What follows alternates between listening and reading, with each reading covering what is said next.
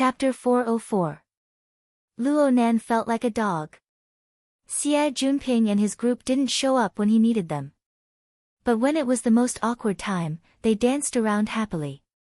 It was fine if they came, but Mo Peng and Mo Han didn't have fun at the reality battlefield and the uncanny valley. Why did they come back? Actually, Mo Peng and Mo Han came back because they were worried. They didn't understand. Why did Luo Nan fight so well in the hero's seat and then give up in such a great situation? His wristband said that he was fine, but how could it be accurate? Mo Peng and Mo Han came back, and the others came back with a clamor. Only Yu Qin and Turner were missing.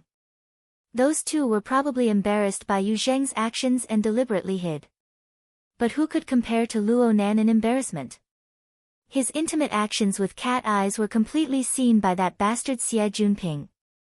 Oh, there was also Xue Lei. Even if the angle was a bit off, Xie Junping's reaction was more or less the same. Yes, it was Xie Junping's reaction. That bro's reaction was too exaggerated.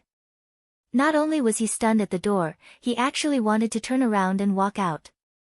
Walk out my ass. Even if Luo Nan and Cat Eyes did have a bit of an ambiguous relationship. Well, even if they really kissed, why are you pretending to be pure? Aren't you just luring others to think in the wrong direction? Luo Nan took a deep breath. Cat Eyes' wine fragrance still lingered in his mouth and nose, including the delicate touch of her hair against his lips. This abruptly woke him up, and he suddenly felt a bit of gratitude towards this old driver. Due to the haste of the matter, he was stunned on the spot. He didn't know how to make evasive movements. He still maintained an extremely intimate and ambiguous relationship with Cat Eyes. In reality, it was just lips kissing forehead. If Xie Junping hadn't reacted too quickly and messed up the formation, Mo Peng, Mo Han, and the others would have definitely seen them. Then they would have exploded. Luckily, he could still salvage the situation. Luo Nan suddenly straightened his back and stood up. His knees bumped into the coffee table due to the haste. The sound of the crash was quite clear in the room. Xie Junping was quickly pushed in by the door. Mo Peng and Mo Han also swarmed in. The originally empty luxury room was instantly filled to the brim. The fruit and drinks Xie Junping brought weren't afraid that no one would be able to digest. Luo Nan took advantage of the chaos to drag his aching legs 2 steps outside. He nearly bumped into Xue Lei, who was returning with a tray of wine. His best friend shifted his body to maintain the balance of the wine tray. He was as dedicated as a real bartender, and he had an innocent expression that said, "I don't know anything," on his face. However, his flickering eyes had long since betrayed him. In comparison, after old driver Xie Junping's initial loss of composure, he and Hu Huaying formed a perfect example of a gang of scoundrels. They spoke and laughed calmly. With a sentence like, "Nanster, are you having a get-together with a beauty?" along with the fruit platter and drinks, they quickly reversed the chaotic and subtle atmosphere in the private room, causing it to become lively. During this time, Cat Eyes was very steady. Her posture didn't change at all. It was as if everything that had just happened was an illusion. She even hooked her finger at Xue Lei and took a glass of whiskey from the wine tray. She held it in her hand and shook it slightly, making the ice cubes and the whiskey make a slow and monotonous sound as they collided. Luo Nan still had to make way for Xue Lei. He felt that he had been reduced to a waiter. Wait a minute. Wasn't this more like a special service personnel? He could not help but clench his teeth.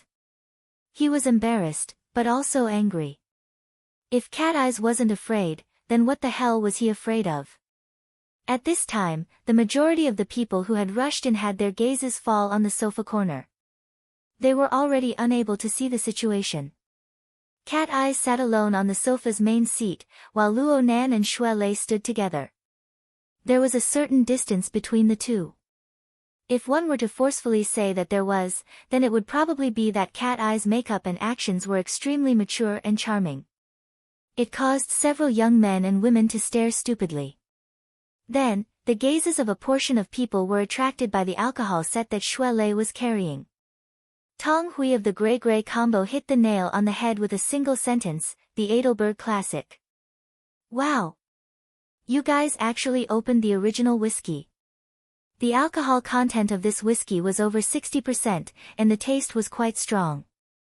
It was certainly not suitable for young people to drink. Shui Lei discovered this when he opened the bottle.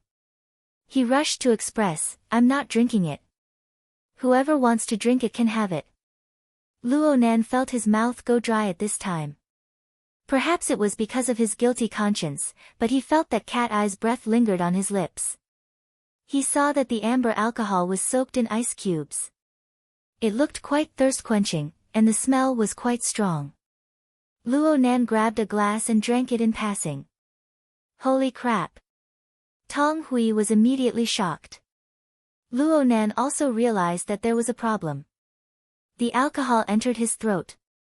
Even though the effect of the ice cubes had been released, the burning sensation of the alcohol rushing into his nose and throat and the smoky, fiery, and high-pressure taste nearly made him spit it out. Luckily, the orifice of his mouth and tongue operated naturally after being stimulated. The jade liquid of the spirit pond silently moistened his mouth and nose. It melted away the rush that could make one's rationality explode. All that was left was a rich aftertaste that came one after another. Luo Nan unconsciously swallowed the glass of alcohol.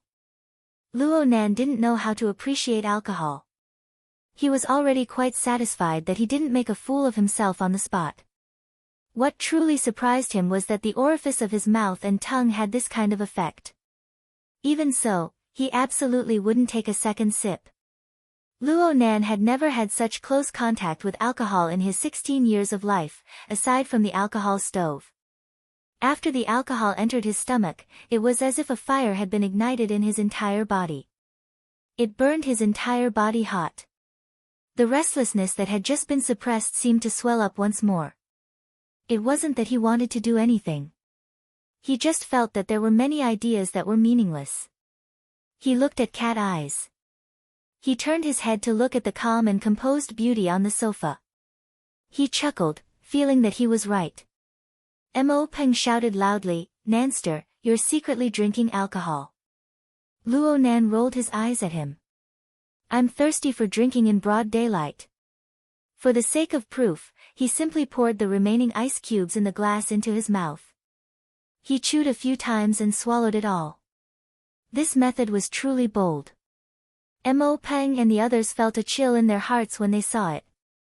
Tong Hui was very impressed. One look and you can tell that he's a veteran.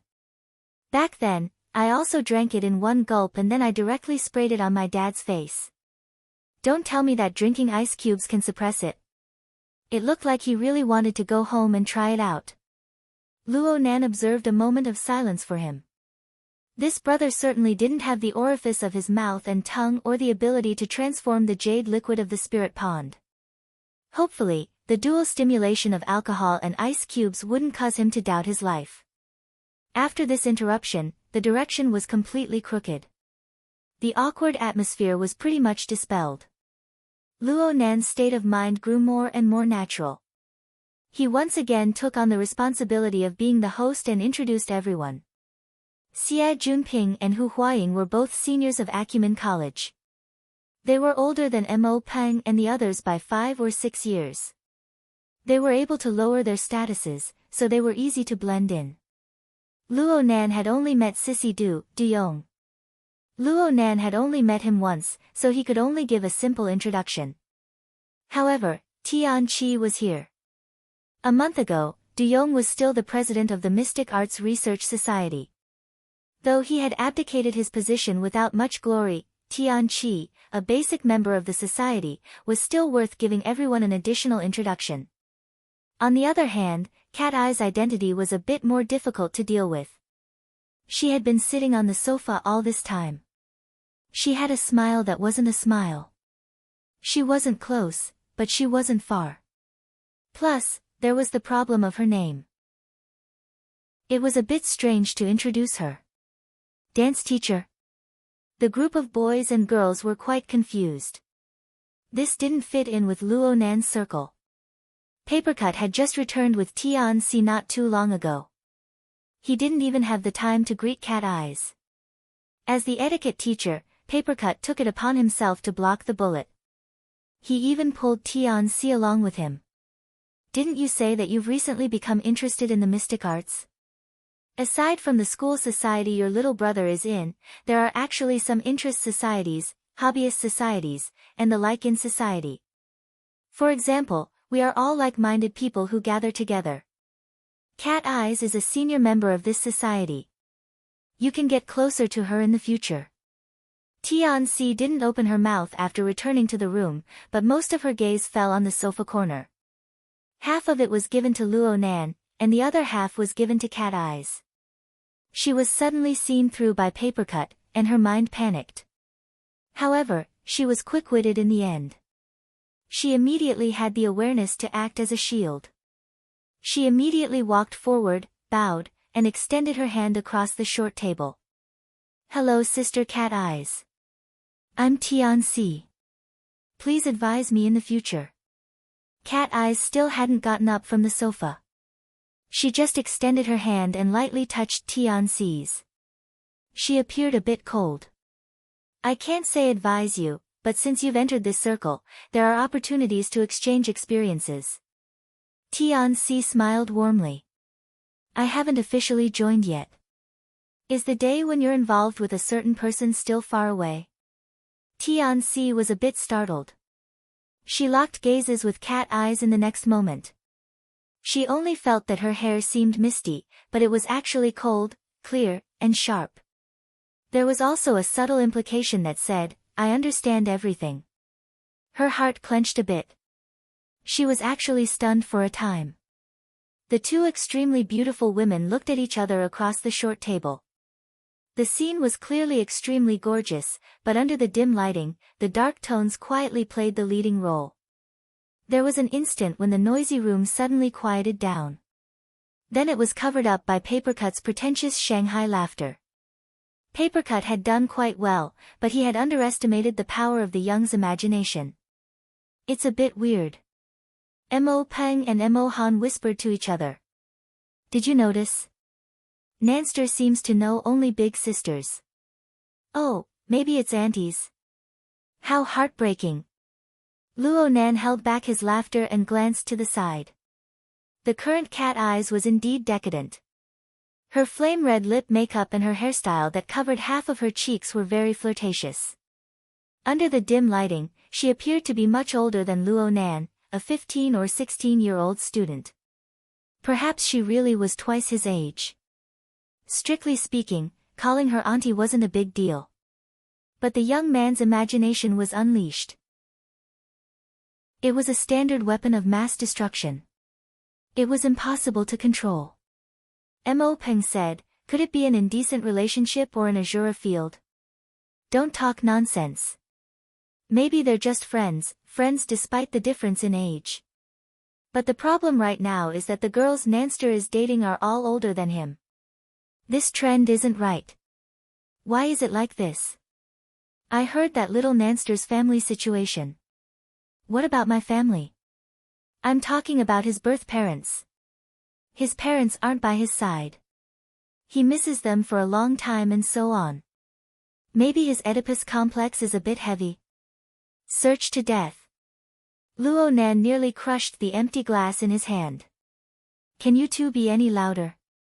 Don't you know that a good half of the people in the room are ability users? You're trying to ruin me. Before he could finish his thought, two people in the room had already spat. Papercut had just taken a glass of alcohol from Xue Lei and took a sip. He had come back late, so he didn't see the most awkward moments. He lacked resistance, and now he collapsed from being teased. It was only logical that he choked on the peat-flavored whiskey. The other person who spat was Xie Junping. It was just that he spat out mineral water. Huh. This was a bit odd. Luo Nan discovered that Xie Junping hadn't touched a drop of alcohol today. He didn't even drink a beverage. He just drank a glass of mineral water. Also, were Mo Peng and Mo Han whispering that loudly? Xie Junping, who was nearly 5 meters away, could actually hear them. When did his eyes and ears become so sharp? Luo Nan sized up Xie Junping seriously. The two hadn't met many times during this time.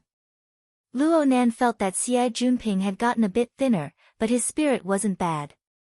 What was funny was that Xie Junping was wearing a very old-fashioned button gown. It was the uniform of an old man who practiced his morning exercises. No matter how Luo Nan looked at it, Xie Junping looked completely out of place in the amusement center. Xie Junping had a very stiff appearance. It didn't seem like he was cosplaying or anything of the sort.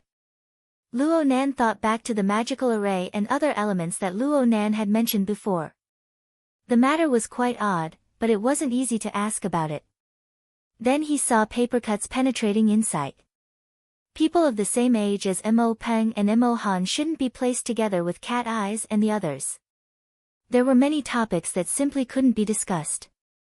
Papercut was lucky enough to escape the misfortune of spitting out alcohol from his nostrils. He felt that he needed to increase the intensity of his brainwashing, so he ferociously told Mo Peng and the other young boys and girls, people like us all like those mysterious things. We often get together and exchange our experiences. Cat Eyes and I just happened to be in the vicinity today, so we took the opportunity to come over and play. Please don't mind us if we usurp the host. Oh, no wonder Nanster wanted to join the Mystic Arts Research Society. Mo Peng knew of this situation, so he filled in the blanks in an instant. However, his gaze continued to move back and forth in the corner of the sofa. The Azura arena had nothing to do with one's hobbies. Mo Han's ability to accept these strange things was a bit lacking. She turned to look at her close friends, Mystic Arts. Is it something like tarot cards? Tarot cards are very effective. Qiu Peipei, who had always been a person of few words, was actually a fan of the related field. She was a bit excited. This also ignited a small wave of discussion among the girls. Although it was far from Papercut's implicit description, wasn't this the most ideal situation? Luo Nan gave Papercut a thumbs up in his mind. He remembered that Papercut had said this back at Ocean Sky Cloud City. Back then, he had fooled Xie Junping and Hu Huaying. Now it was Mo Han and Mo Peng's turn. It could be said that Papercut and Luo Nan were echoing each other without a single flaw. Look, the Mystic Arts Society will definitely be able to help. Xie Junping turned his head to whisper to Du Yong. He had an expression that said, "Listen to me." Du Yong still had a mixture of impatience and skepticism on his face. There are many branches of the mystic arts. Magical arrays are a very specialized field. Papercut's ears were sharp. He tilted his head to look at Du Yong. What did you just say? Magical arrays? Du Yong's patience had long since been exhausted from the tedious introductions. All that was left was impatience. Papercut's question was the same as opening his mouth to release a flood. He didn't care what the situation was.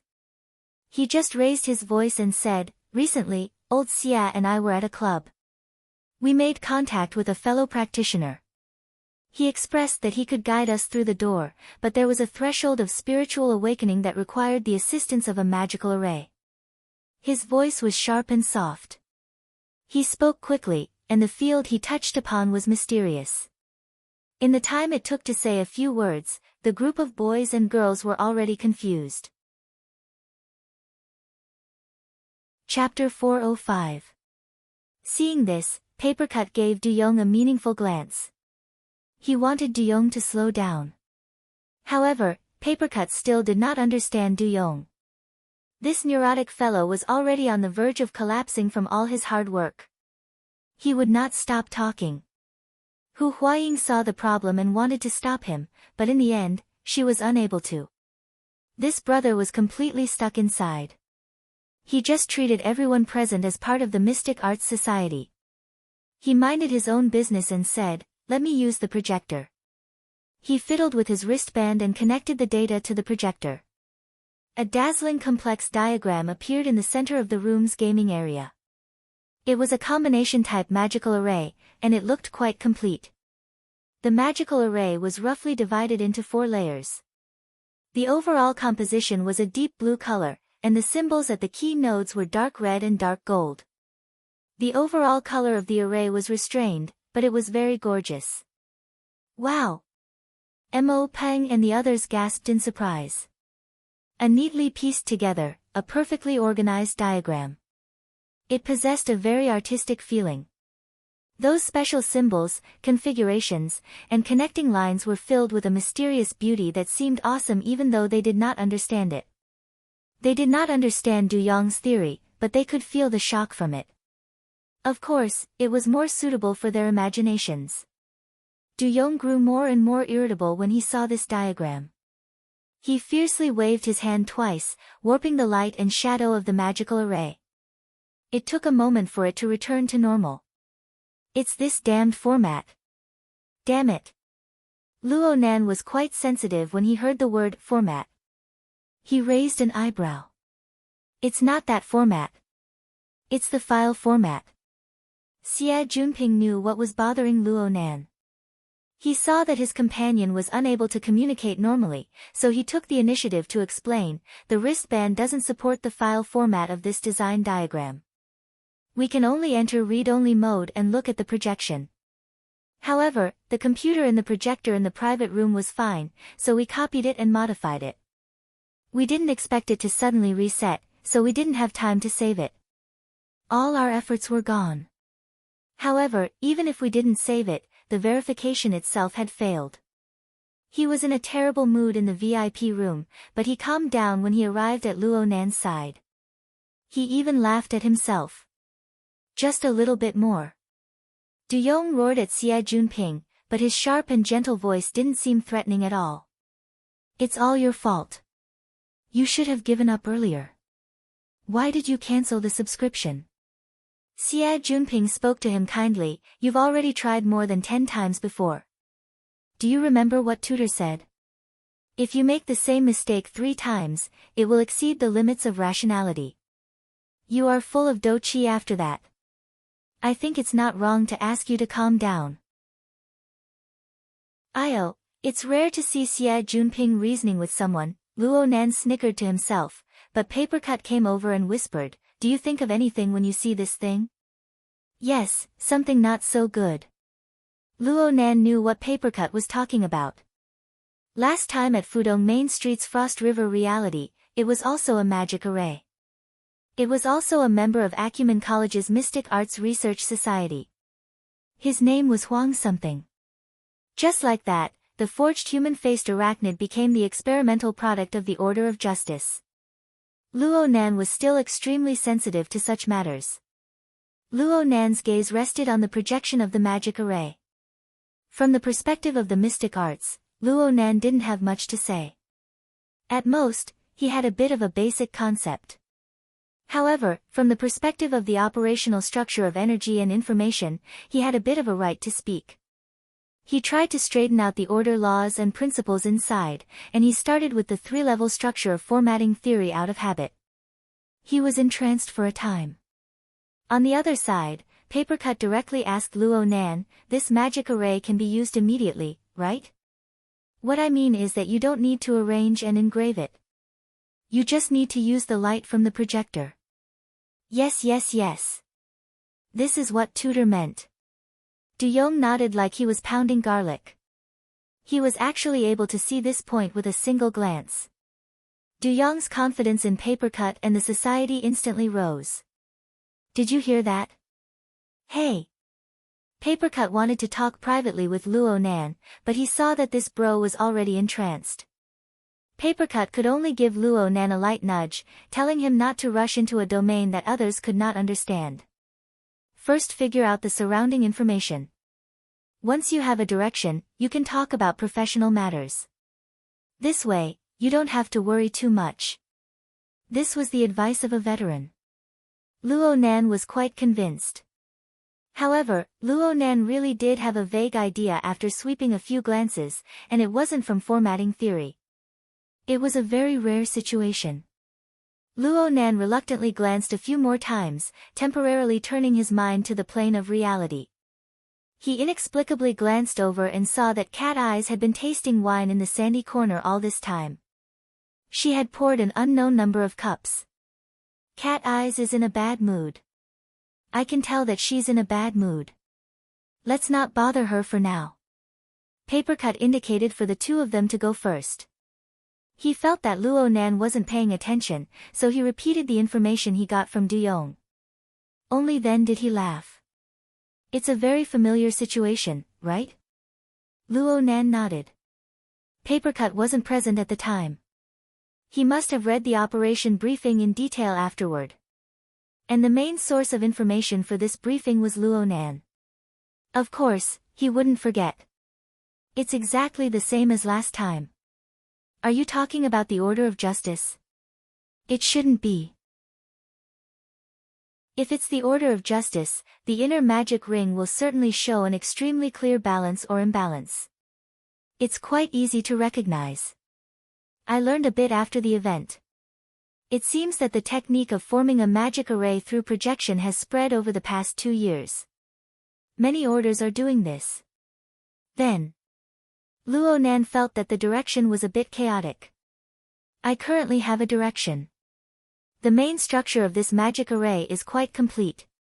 It doesn't have those laughable mistakes or the rigidity that imitates ancient times. It isn't some kind of charlatan scammer. The difficulty of drawing it isn't high either. All you need to do is be patient. On the other hand, the so-called adaptive adjustment is quite interesting. It tests one's spirituality and creativity in related fields. It looks like a written entrance exam. Is the order recruiting? It's spiritual awakening. The name matches the reality. However, no order has ever done this before. They place more emphasis on the pious faith of their believers. Luo Nan keenly grasped the most crucial piece of information. Never before. Definitely not. It might not necessarily be an order. It could be a firm like the Society or Her Majesty Empress Wu. Papercut grinned. This is the importance of surrounding information. I just asked little Xie. Their teacher taught them spiritual awakening techniques. There are very clear religious rituals and directions. Luo Nan rolled his eyes. You can just say it directly. Creation. Which one? Chapter 406. Do they really think they're the creator? Luo Nan was astonished. They sure have a big tone. Is it some world-class order? This is where the problem lies. Papercut shrugged. I just did a search. There's no relevant information in the database. Neither the society nor the military and political departments of Xia City have any records of this. In other words, it's very likely that this is a new order, a new power that hasn't entered everyone's line of sight. Aren't you going to consult the secretary about this new information? Luo Nan blinked. Sister Yuan. Trouble her. Is this a rare situation? Papercut nodded. New orders that are so organized right from the start are indeed rare. Actually, there have been very few new orders in recent years. After all, the area covered by the inner world is growing larger and larger. You know what I mean. Luo Nan really did understand. As the influence of the inner world on the society of the modern world grew stronger and stronger, their ability to unearth and nurture talents was enough to minimize the existence of undiscovered pearls. Under these circumstances, an extremely mature new order suddenly popped out from a crack in the rock. Everyone couldn't help but think in a more conservative direction. Luo Nan was about to contact He Yuan, but he had second thoughts. It would be best to let her take a look at the magical array. It could be considered a reference. He tried to communicate with Du Yong. Can you make a copy of the magical array? No problem. Du Yong was so straightforward that it was suspicious. Xie Junping gave an additional explanation. According to what the instructor said, the matter of spiritual awakening should be done by gathering the wisdom of all parties. There should also be the help of friends to obtain the best plan. There's no need to be so secretive and secretive. It looked like a very open-minded order. Luo Nan and Papercut glanced at each other. Papercut asked in a seemingly casual manner, is it convenient for you to introduce the instructor who led you in? Perhaps you know him. Xie Junping was truly magnanimous to a certain extent. He didn't even stumble. His last name is Wan. We all call him Dean Wan. He works in a welfare home in the Forest Wall district. He's truly capable. This sort of information acquisition simply didn't give one any sense of accomplishment. Luo Nan was shaking his head when a light bulb suddenly flashed in his mind. A scene appeared in his mind. It was the memory of him controlling ink to probe the Forest Wall district last week when he was outsourced scouting. He had once seen an ability user there. The ability user had the intention of preaching and preaching. Even children as far away as Trigate district went over to listen. Could it be that person? Of course, it was wrong to make random guesses, but the combination of preaching and forest wall area and other factors increased the chances of success. If it was really him, then that person's career would be much bigger than expected. Luo Nan didn't have any hard evidence for this conjecture. It was hard to explain with the special perspective of long-range perception, so Luo Nan didn't say much to Papercut. He received the document Du Yong transferred over and used the Hexier to converse with He Yueyin. However, in the next second, the other side indicated that it was busy and the call was not connected. This wasn't strange at all. 8 or 9 o'clock in the evening was one of He Yueyin's busiest times. Unless it was an extremely urgent matter, it would be pushed to the back. Luo Nan thought for a bit and created a temporary mission. He pulled He Yueyin, Papercut, Xue Lei, and Cat Eyes into it. Only then did he send He Yueyin a message and a document. It was a multi-party sharing. Papercut glanced at it and said, "Oh, Cloud Map. This is the most suitable mapping software for creating magic arrays. It doesn't seem like a particularly closed sect. That might be good news." Luo Nan noticed that the file displayed a clear icon, the Hexier can read it. Of course, this kind of practical function still needs to be integrated into it. Luo Nan saw Du Yong gnash his teeth at the read-only projection, but he was unwilling to copy the file onto the computer no matter what. He felt that there really was something wrong with this bro's brain. Luo Nan sighed, "Forget it. Just use mine." He directly connected the Hexier to the projector. He didn't need to switch. He just opened it from the mission window. He set up an open mode of operation, removing the read-only restriction. Everyone could operate it. He casually swiped and left a clear mark on the magic array. The mark was preserved. In the next moment, he cancelled the mark. He tried it a few times and confirmed, "You can modify it now. You can try to recall it and find the feeling. Let us see your train of thought. Relax, this will be preserved at all times." Luo Nan rubbed his fingers halfway through his words. He seemed to be deep in thought. The feeling of light streaking past was very interesting. It also gave him a more direct feeling toward the order and method of the operation of the magic array's energy and information. It made his already fuzzy inspiration become clear once more. His thoughts immediately sank into it. Du Yong was skeptical at first, but he soon saw the tool window of the cloud map software. His heart swelled with enormous joy.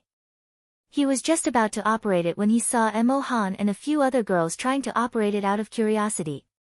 He didn't even think before he shouted, "Don't break the template." This shout was the limit of his reprimand. The gentle and quiet Chiu Peipei was the most timid. She was so shocked that she took a step back and repeatedly apologized. Mo Han wasn't afraid of him. She was even more annoyed that he had startled her friend.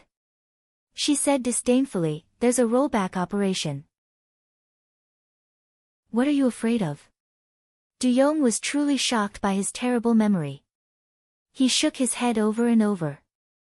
At this time, he displayed an extremely repulsive mentality toward all non-professionals. It was impossible to communicate with this kind of neurotic person. Papercut understood this point very well. He turned to look at the group of boys and girls. "You guys aren't going to play.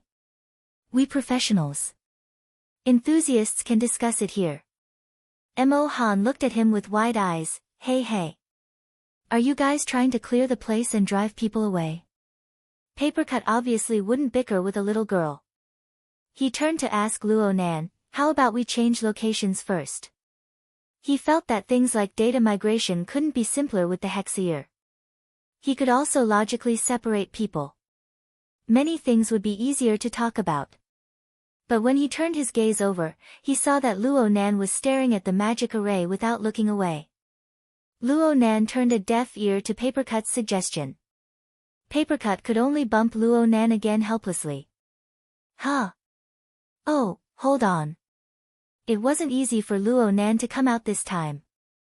He casually responded with a few words, but his gaze remained fixed on the structure of the magic array. He even extended his hand to touch it. Du Yong's tolerance toward this fellow traveler was much higher. He especially liked Luo Nan's ability to concentrate. He even had some expectations. He couldn't help but ask, "You have some inspiration?" "Yes, I have an idea. I feel that this magic array lacks a bit of texture." "Which one?" "Texture. The reality of matter." Luo Nan also needed someone to communicate with him. He observed as he organized his words, if you view the magic array as a building, then the structure and lines are viewed as rooms and pipelines. Your template is more like a blueprint. There are no materials. There are no fillers. It's just a three-dimensional diagram. What Luo Nan didn't say was that the magic array that Huang had set up last time had a solid medium. It was intrinsically a level higher than this one. It wasn't the fault of the map. It was the gap between people. And this gap wasn't in mystic arts knowledge. Du Yong was the former president of the Mystic Arts Research Society. He was a level higher than Huang, who didn't do proper work. Then, it was very likely that it was thoughts, desires, and other existences on the mental plane. Luo Nan didn't continue this train of thought. He wasn't a believer of the order of creation. Faith and desires had nothing to do with him. He was more interested in other directions. Could this texture be replaced by other means? More specifically, by the power of the soul or the power of interference? Papercut didn't want to disturb Luo Nan when he saw Luo Nan's state. The world in the eyes of a genius like Luo Nan was intrinsically different from others. The angle and depth in which he looked at problems were greatly different. Inspiration formed from such a perspective was extremely precious. Who would bear the responsibility if it was destroyed? After a moment of hesitation, Tianxi took the initiative to take on the task of dispatching.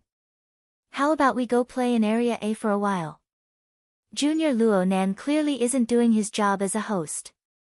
I'll entertain him so that he doesn't continue to lose face for our Acumen College. Wow! Sister C is so heroic. Tianxi's deliberate derogation clearly suited the appetite of this group of boys and girls. It also lowered their rejection mentality to the minimum. It was extremely effective. On the other side, Hu Huaying wasn't stupid either. She echoed Tianxi's words. I agree with Head Tian's words. The brains of this group of people who study the mystic arts aren't normal. The juniors of 6th High might think that our Acumen College is suffering from hysteria. It just so happens that there's a VIP room above us. We can't leave it if we want to. Let's move our position and leave this place for them to play with. The allure of the VIP room exceeded that of the luxury room. It was even stronger than the public area of Area A. Quite a few people's eyes lit up as soon as these words were spoken. Hu Huaying gave Tianxi a meaningful glance, telling her to look after them first. She turned her head to ask Xie Junping for permission. The VIP room was reserved by Xie Junping. The group of people couldn't enter the VIP floor without the appropriate permission. The group of boys and girls walked out the door. Luo Bia whistled. Normal room, luxury room, VIP room. So we're here to play and level up today. Mo Peng nodded fiercely with a drooling face. I've been looking forward to the beautiful girls' dance battle for a long time. The lighting effects of the VIP room will certainly be better. I'll design the lighting costumes later. Dance costumes, sailor costumes, flight attendant costumes, and so on. We'll take turns wearing them. You pervert.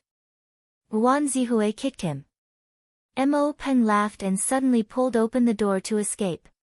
But who knew that when he pulled, the weight wasn't right. It tightened and then loosened.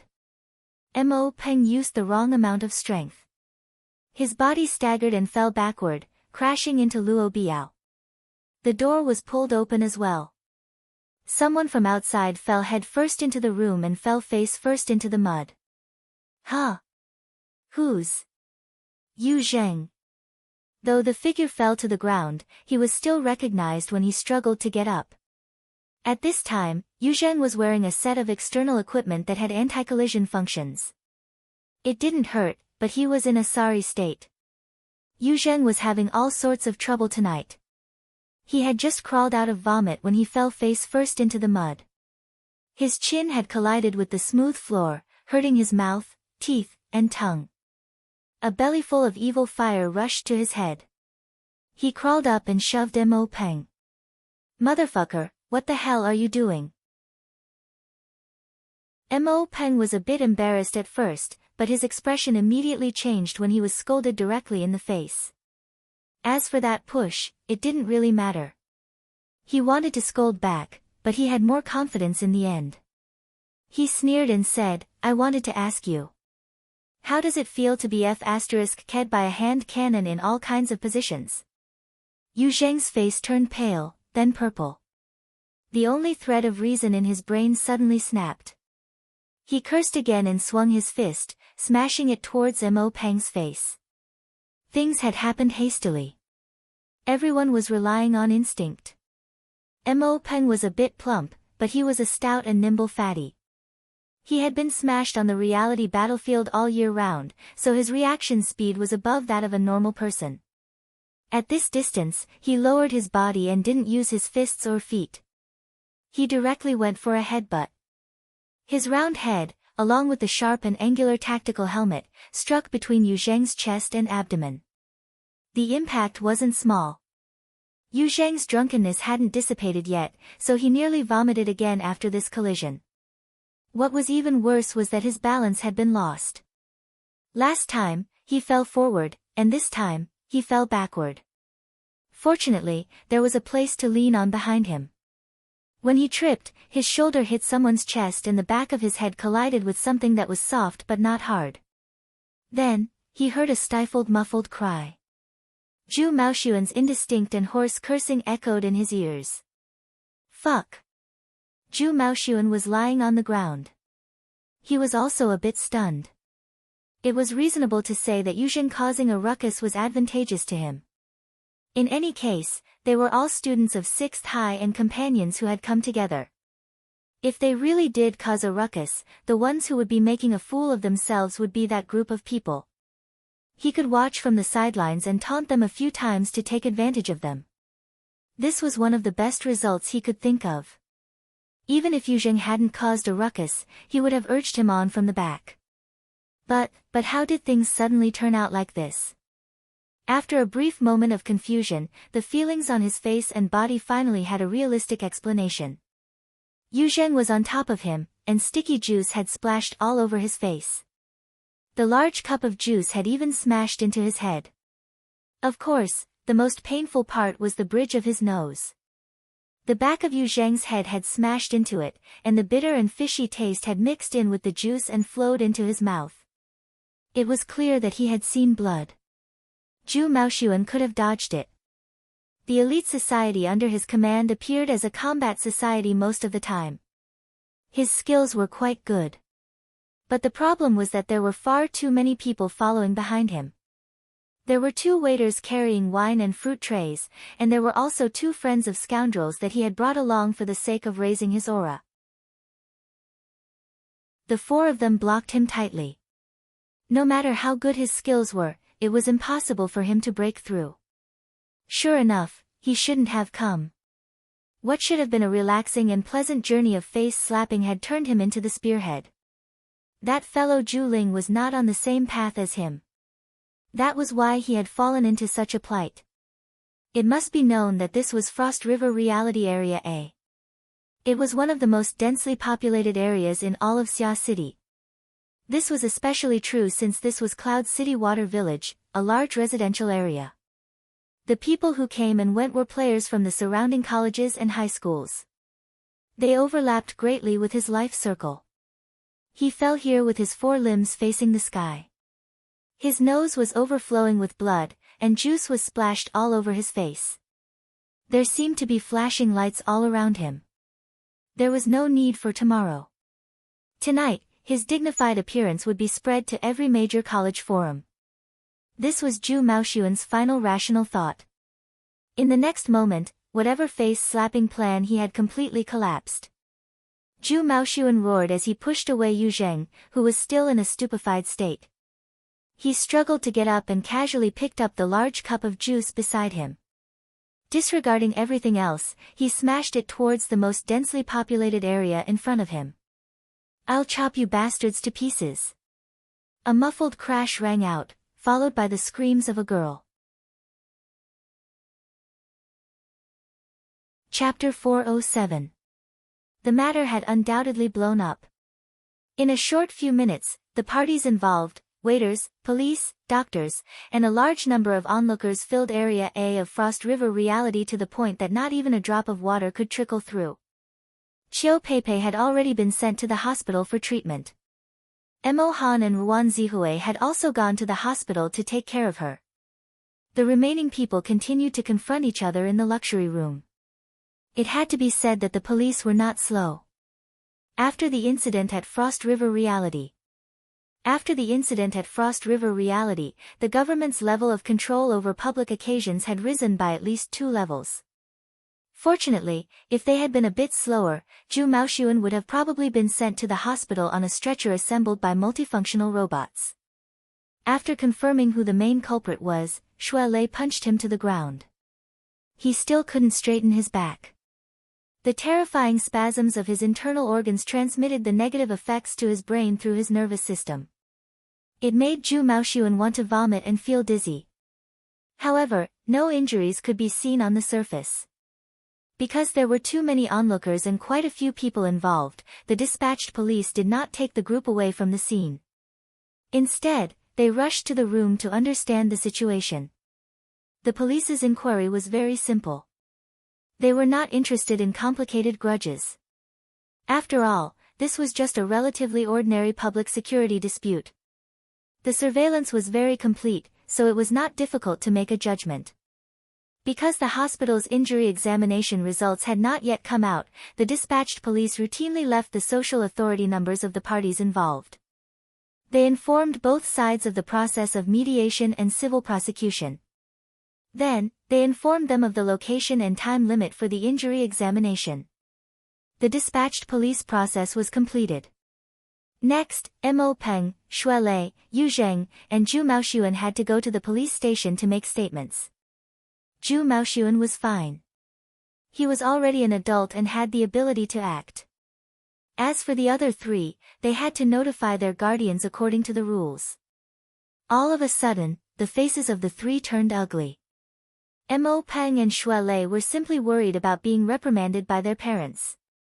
Yu Zheng's feelings were much more complicated. In fact, when he recovered from his stupor and entered the room and saw the people inside, he hated that he could not immediately kill himself on the floor. Did the heavens specifically come to torment him tonight? We give up the prosecution and request mediation. The one who spoke was Yu Qin. She and Turner hurriedly entered and immediately expressed their stance.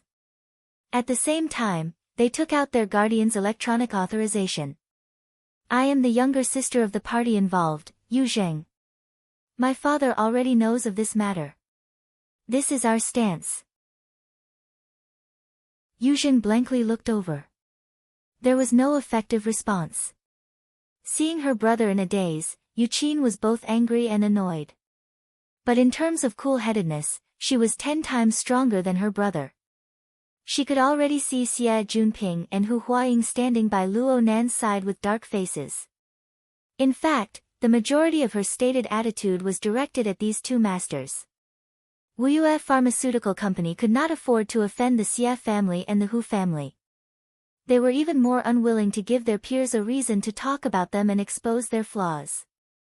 Yuqin had done her best to understand the situation, inform her father, and obtain the relevant authorization in just a few minutes.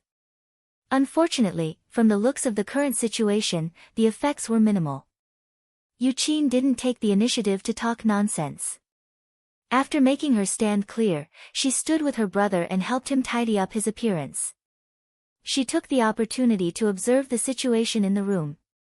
She had seen Xie Junping before. She knew that he was a playboy, a first-class hedonist. But the way he was dressed right now, the way he stood by Luo Nan's side, the way he unconsciously whispered into Luo Nan's ear. No matter how she looked at it, he didn't look like the main character. She seemed to have misjudged the direction from the beginning. In fact, what Yuzheng did, what the Yu family or Wuyue Pharmaceutical Company did didn't really matter. Yuqin's declaration was just a small interlude. Not many people heard it. At most, she earned a fierce glare from Zhu Maoxuan. Zhu Maoxuan was certainly the most restless person in the room. He saw that his gang of scoundrels from the VIP room had all come down. They couldn't be of much help, but they could support themselves. They could reason with the police. They weren't afraid at all. They had an imposing aura. However, the most crucial person was missing from the list. Zhu Maoxuan turned his head left and right, but he still didn't see anything. He could only ask his friends, "Where's Zhu Ling?" He seems to have gone back upstairs. Zhu Maoxuan only knew now that he and Yuzheng had gone downstairs to act as gunmen. Zhu Ling, who had made this request, had disappeared without a trace. Zhu Maoxuan's mind immediately exploded. At this time, the police were still, carrying out legal education.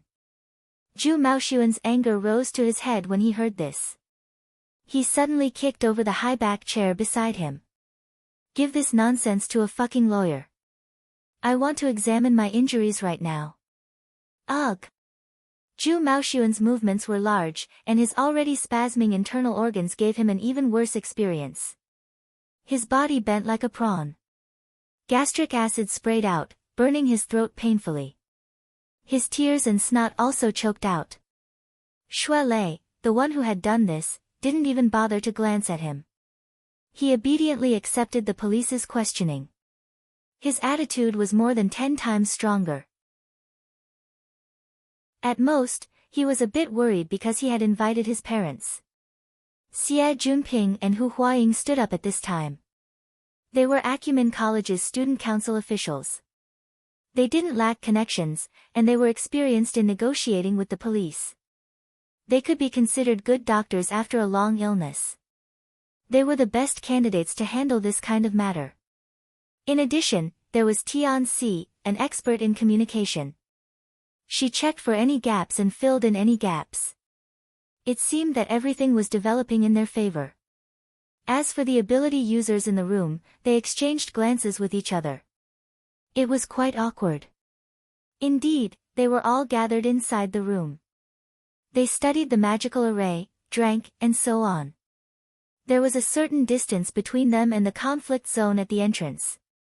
But to let a delicate little girl get hurt right under their noses was still a very shameful thing. Even Luo Nan was no longer in the mood to study the magical array. He sized Zhu Maoxuan up and down. He recalled the old events at Ocean Sky Cloud City. He could more or less determine the cause, and he felt more and more displeased. He really wanted to find a way to fix things. And it was because of this concern that he heard the name Zhu Ling through his mental senses. Judging from Zhu Maoxuan's intense emotions, it seemed that the situation was more complicated than it seemed.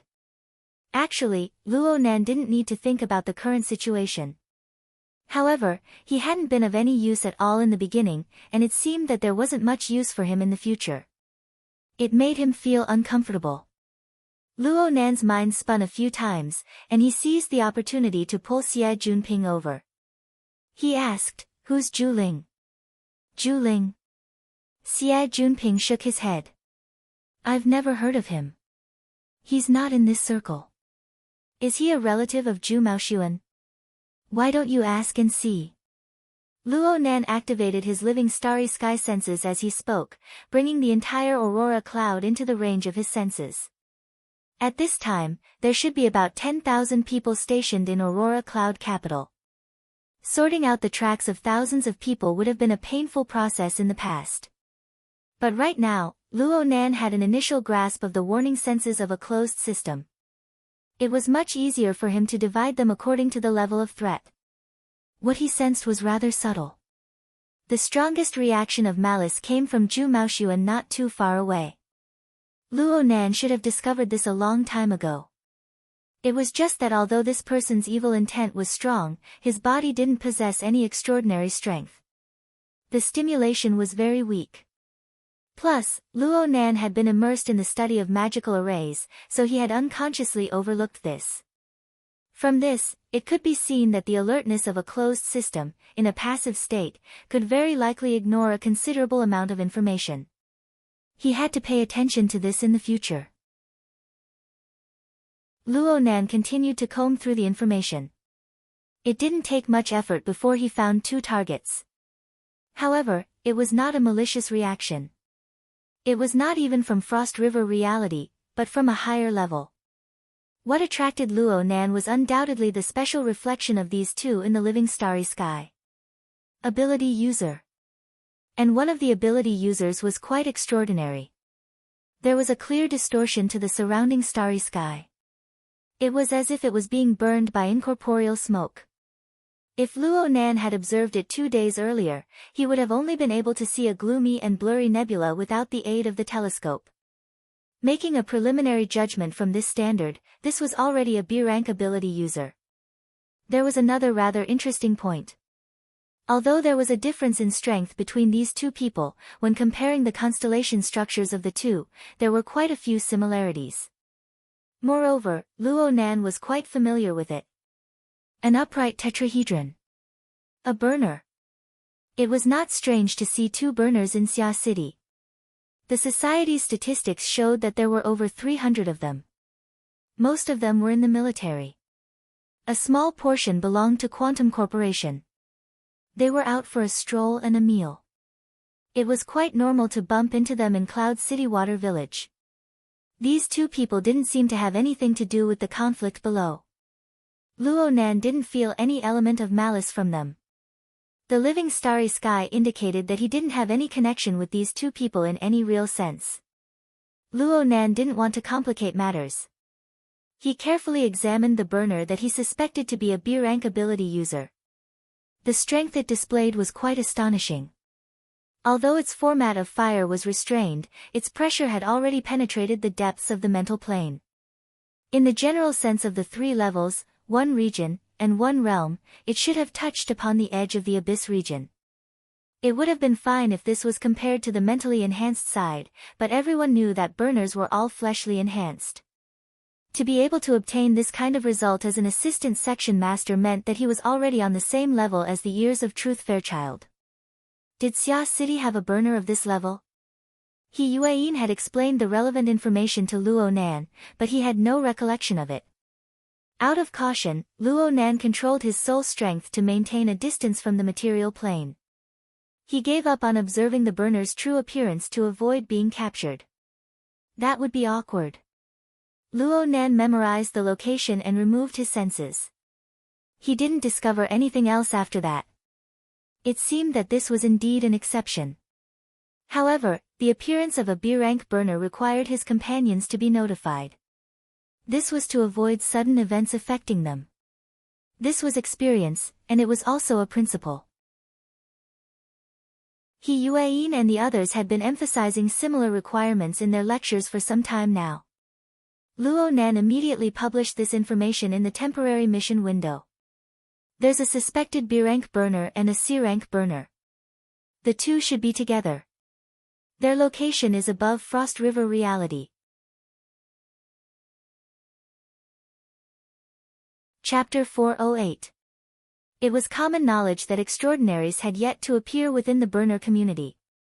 But by controlling the special deep blue platform and mounting weapons, they could achieve extremely high destructive power. Any extraordinaries would have to kneel if they were equipped with a nuclear warhead with a yield of 10 million tons.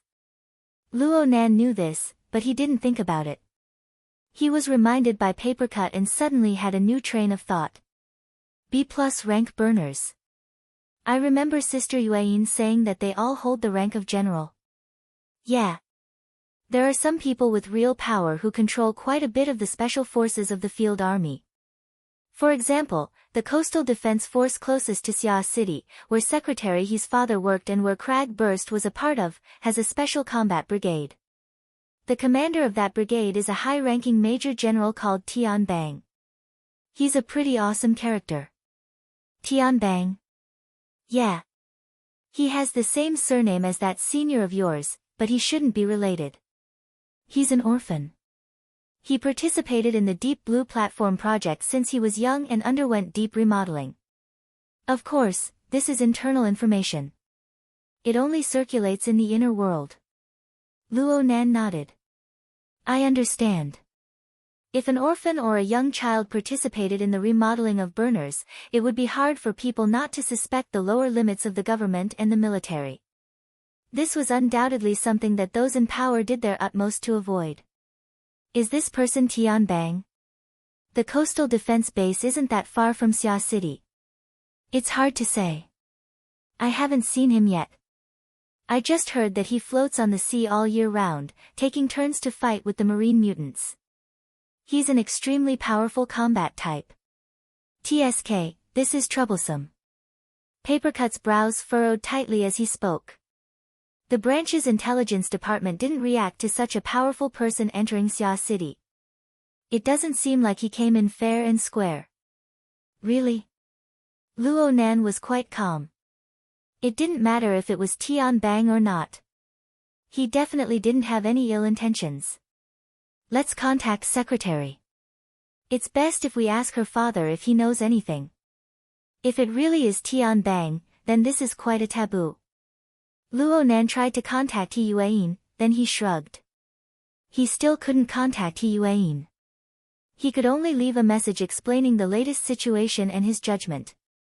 Right now, Xie Junping was still talking over the phone about Pan Zhu-Ling's background. Zhu Maoxuan was still stomping his feet, his emotions stirred. It was as if he was the one being bullied.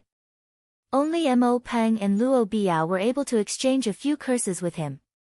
Most people could only watch coldly from the sidelines. Only Chiu Peipei's family had the qualifications to sue or to settle.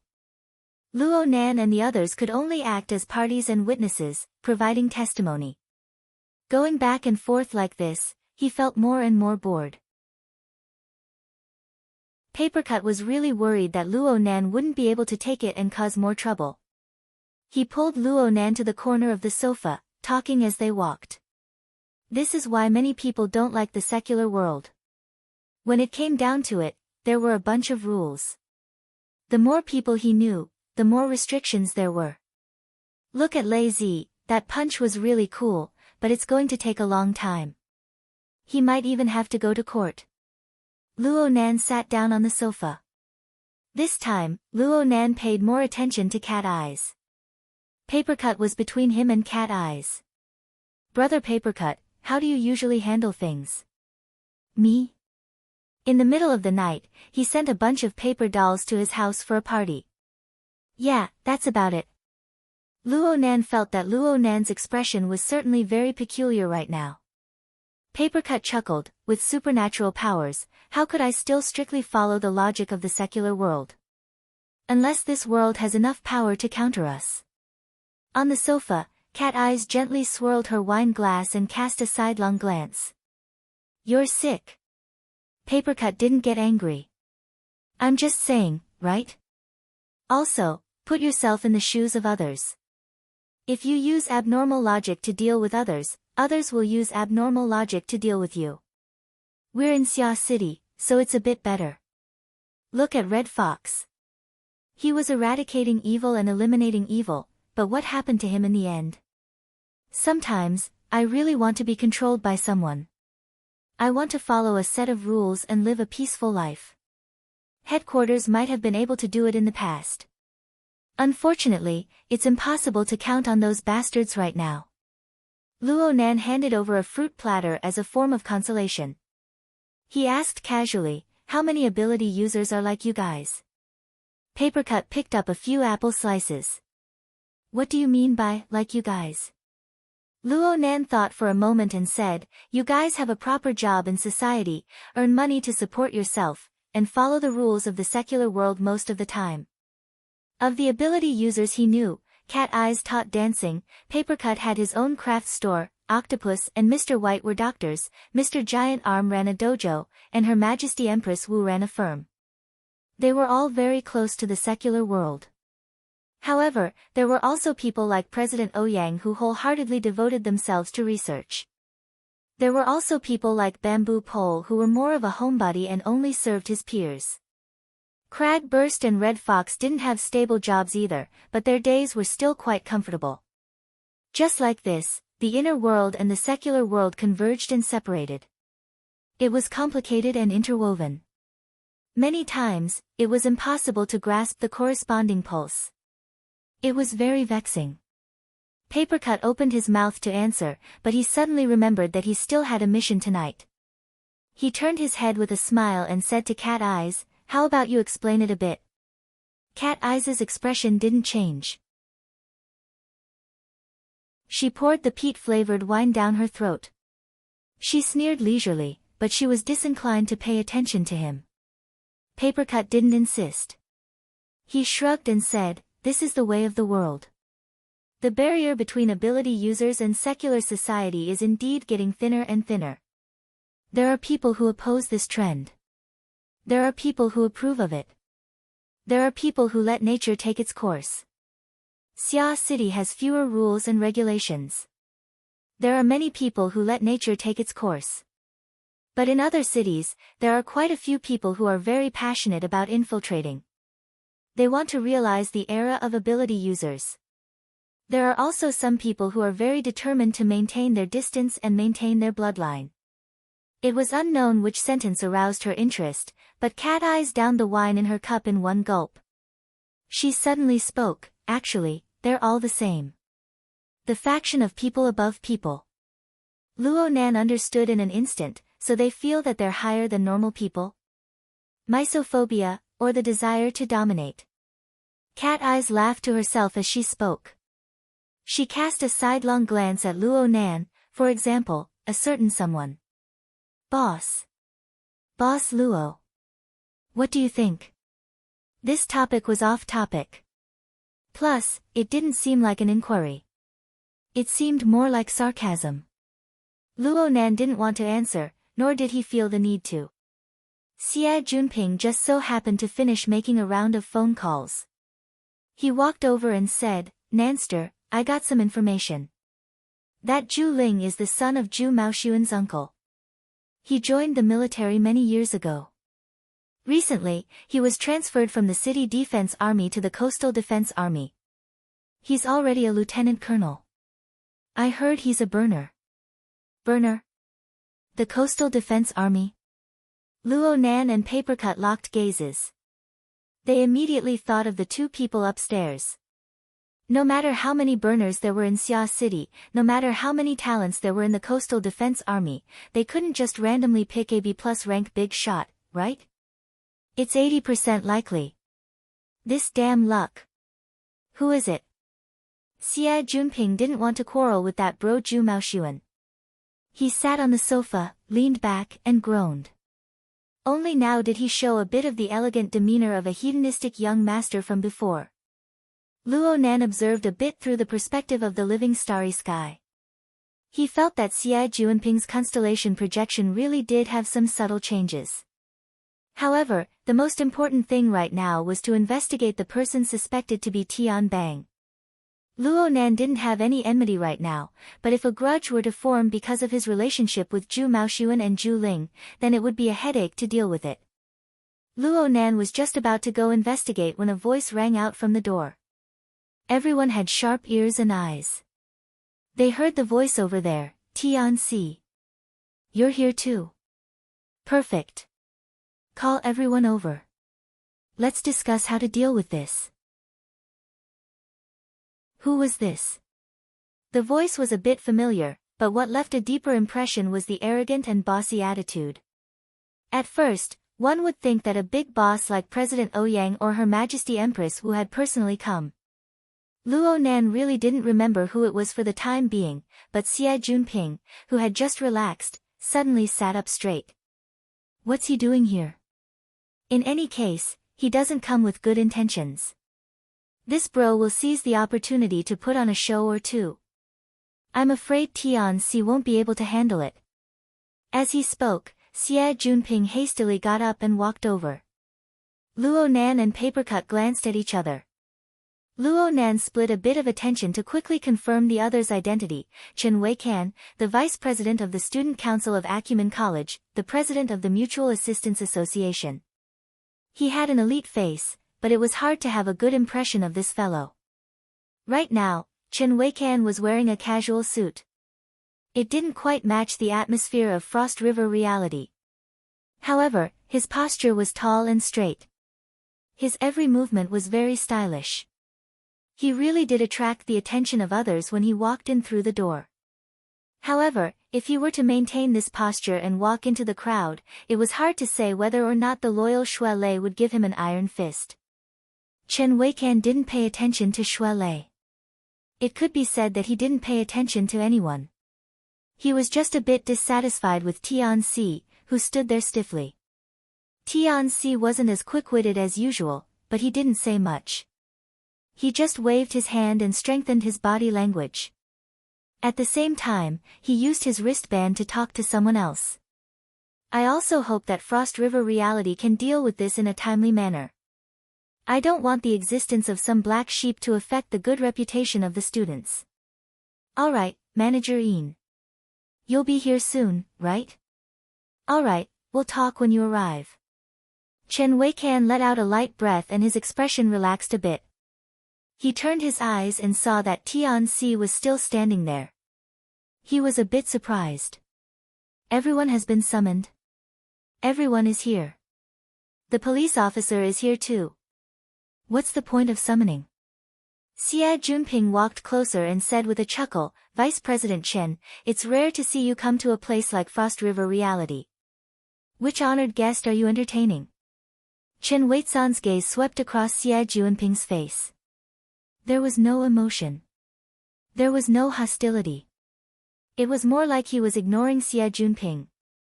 But if one were to say that he was arrogant, it seemed that his mind was a bit scattered. Luo Nan observed and sensed from the side. It was a bit strange. However, what attracted his attention the most was the person Chen Weikan was talking to. His surname was Ian, and he was the manager of Frost River reality. Could it be? Before he could finish his thought, Luo Nan was reminded. He confirmed that a familiar target was approaching from far away. She had entered the edge of his sensing range and was rapidly closing in. Luo Nan no longer paid attention to how Chen Weikan and Xie Junping would negotiate. He sat on the sofa and his brows furrowed. He locked onto his target and watched her approach step by step. Not long after, Luo Nan was able to clearly perceive the sound of her footsteps through the deliberate filtering of his mental senses. The footsteps broke for a moment when they were about 30 meters apart, but they soon connected. Several seconds later, there was a knock on the door. A white-collared beauty with an outstanding temperament stepped into the room. Her makeup was exquisite, and her bearing was extraordinary. She perfectly displayed the most appropriate and mature style of a woman of her age. After she entered the room, she turned her gaze and took in the situation of the entire room. Her cold gaze paused slightly on Luo Nan's face before sweeping across Papercut, Cat Eyes, and Xue Lei. She concealed herself quite well. If Luo Nan had not anticipated this, he might have missed it.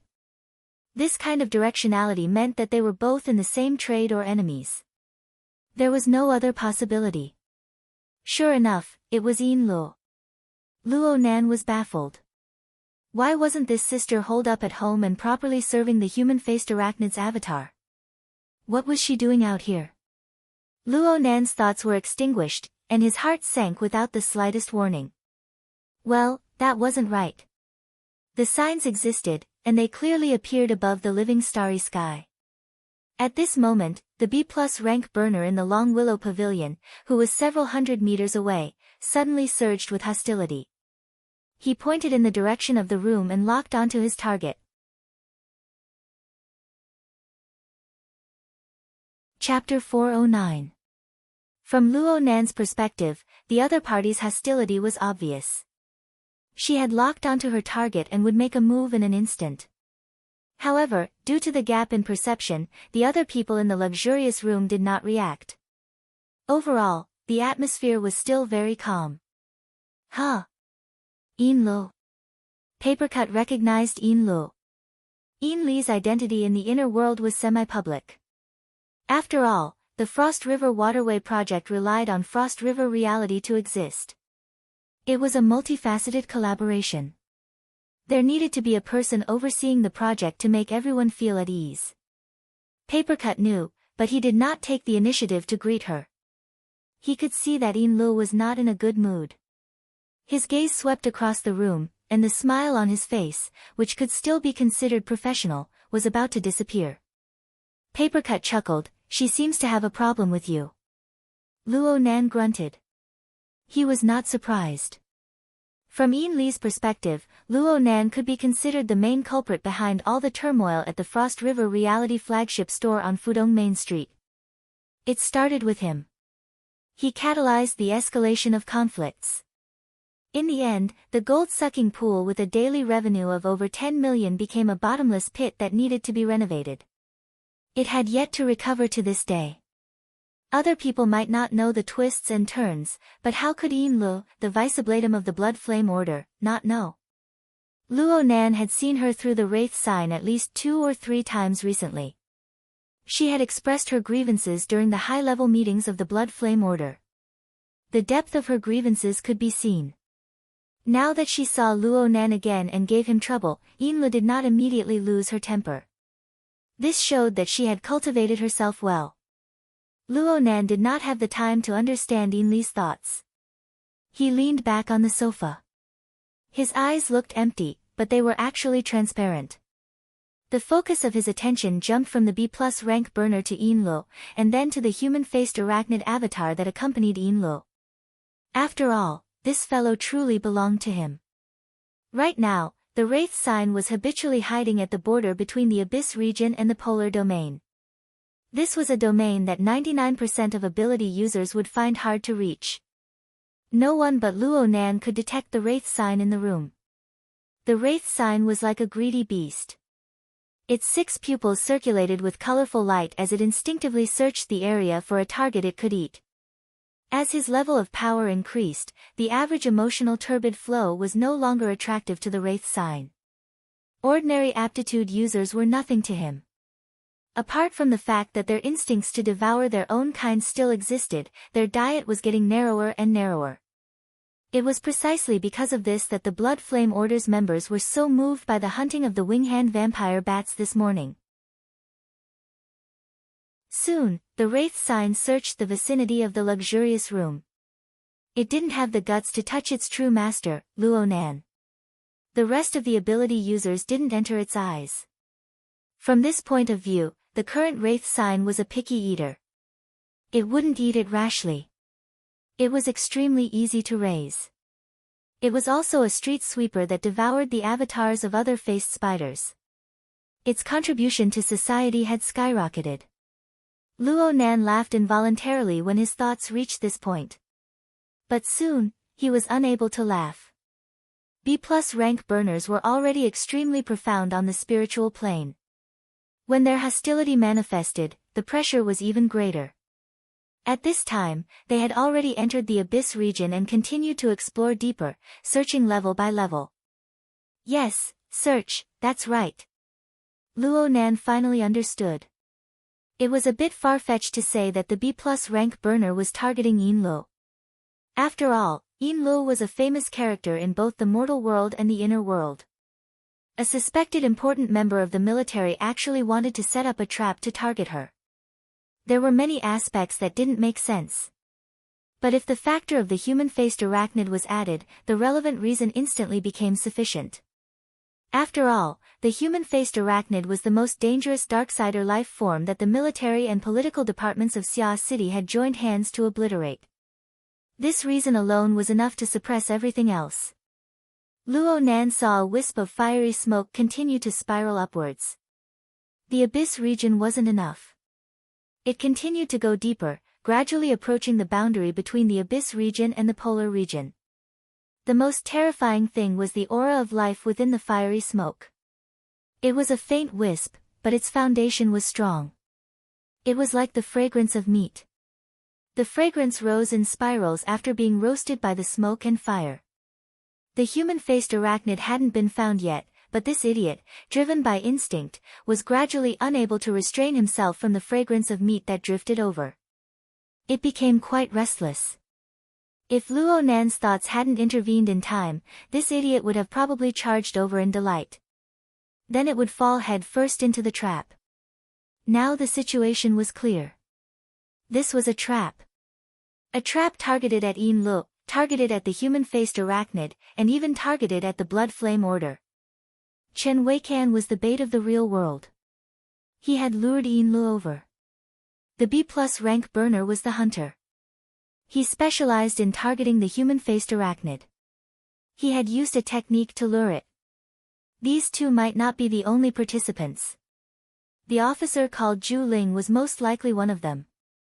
And no matter how many participants there were, no matter which power was behind the scenes, one thing was certain. They had obtained extremely accurate information. Think about it. How long had it been since Yin Luo took control of the human-faced arachnid? It had only been this afternoon. The first, grazing, hadn't even begun yet, but the other party was already certain that the human-faced arachnid was by her side and had set up a trap targeting her.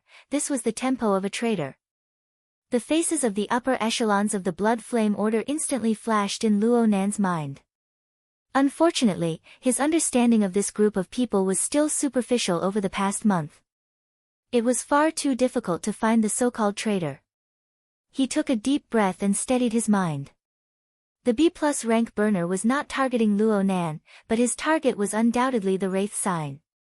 As one of Luo Nan's most important believers, the Wraith sign was once the sole reliance of Luo Nan's mental attacks. Even now, the Wraith sign held a pivotal position in Luo Nan's sealing system. Therefore, Luo Nan received an astonishing pressure from the living starry sky while the other party was unaware of it. The starry sky fluctuated from nothing, and it seemed to grow more and more intense. This was definitely not going to work. Luo Nan didn't have the time to think too much. He first overstepped his boundaries and stepped over Yin Luo. He gave the Wraith sign an order. Go deeper. Go deeper. Luo Nan let this idiot dive deeper into the mental plane and play hide and seek with the other party. As long as the other party could not truly lock onto the Wraith sign's position, it would be hard for him to determine Yin Li's position. It was possible to delay for a period of time. The short-term results were fine. The other party had been using his baiting methods for a long time, but he had gained nothing. He was already a bit puzzled. The mental smoke began to change directions substantially, doing even more useless work. Luo Nan let out a breath of relief. Right now, Yin Luo was completely unaware of the impending crisis in the room. She was just negotiating with Chen Weikan. Her professional attitude was top-notch. Luo Nan didn't care what they said. At most, he was curious.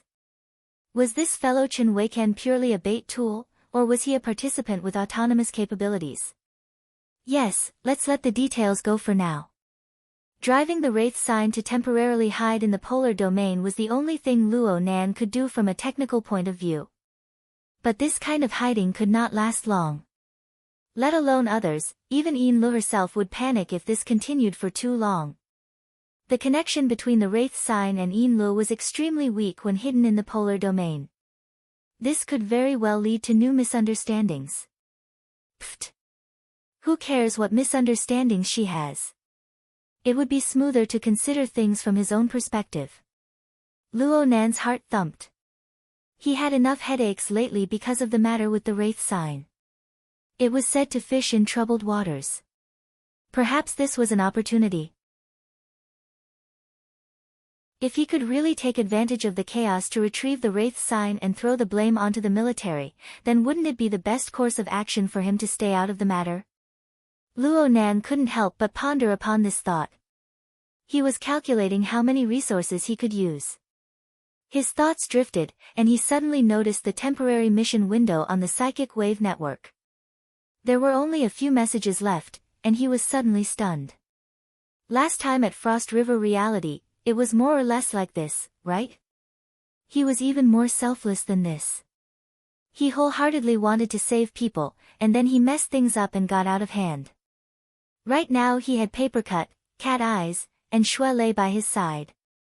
It was true that these were his helpers, but how dangerous would it be to face a B+ level power? Not to mention his own brothers and sisters, classmates, and so on. Bang. Luo Nan smacked his own head. What's wrong? Papercut was baffled. Nothing. I've cleared my head. Luo Nan let out a breath. He was a bit annoyed. Yuan had been exhorting him to his face every time she gave him a lesson. She told him to pay attention to teamwork and other matters. Why did he nearly act willfully when things came to this? You need to grow up a bit. Luo Nan muttered to himself. Papercut thought that Luo Nan was talking to him and didn't hear him clearly. He asked, "What did you say?" Luo Nan laughed, "Tonight's gathering will end here. Staying here will just be watching people act cool. It's better to leave." Papercut swept his gaze over to Chen Weikan and laughed, "A wise choice. Then let's go." Luo Nan's mind was set. He didn't hesitate any longer. He simply stood up and headed outside. His movement was not a big deal, but Yinlu instinctively became alert. She couldn't be blamed for this. After the two incidents at Frost River Reality and Ocean Sky Cloud City, Luo Nan's reputation had rapidly spread throughout the inner world. He had established a benchmark. Right now, who didn't know that Luo Nan of the Xia City branch was a young man capable of tossing and turning? His talent was outstanding, and he was vicious and merciless. Snake Tongue, Puppeteer, Tank, and other veteran ability users had all fallen to his hands. Especially Snake Tongue. Yin Li's position in the inner world was roughly the same as Snake Tongue's. Such a shrewd and powerful curse master was gone just like that. How could Yin Lu not be vigilant? Chen Weikan had been talking to Yin Lu, but he saw her mind wander. He followed her line of sight and finally noticed Luo Nan. As a leading figure for many years, Chen Weikan was extremely sensitive to the general atmosphere. He soon discovered that this boy, who was walking outside, had a childish air about him. Not only did he attract Yin Li's attention, even Xie Junping, Hu Huaying, Tian Si, and the others naturally focused their gazes on him. The degree of focus and intensity had already exceeded the scope of normal attention. The conversation that had been within his control suddenly couldn't continue. At this time, Xie Junping opened his mouth and asked, "Nanster, you?" Luo Nan laughed, "Everything's fine here. Let's go home." Xie Junping was stunned. But when he heard these words, even Cat Eyes, who was usually indifferent to him on the sofa, stood up with a cold snort. Tian Si, Papercut, Shui Lei, and the others directly started walking. They felt inexplicably excited. He shrugged and pushed Du Yong, who still didn't know what was going on, to keep up with them. He laughed and said, "Then let's get out of here." Several people moved, forming a chain effect. Hu Huaying, Mo Peng, Luo Biao, and the others instinctively moved as well. The standoff in the private room suddenly collapsed. For the fastest and most accurate novel reading, please visit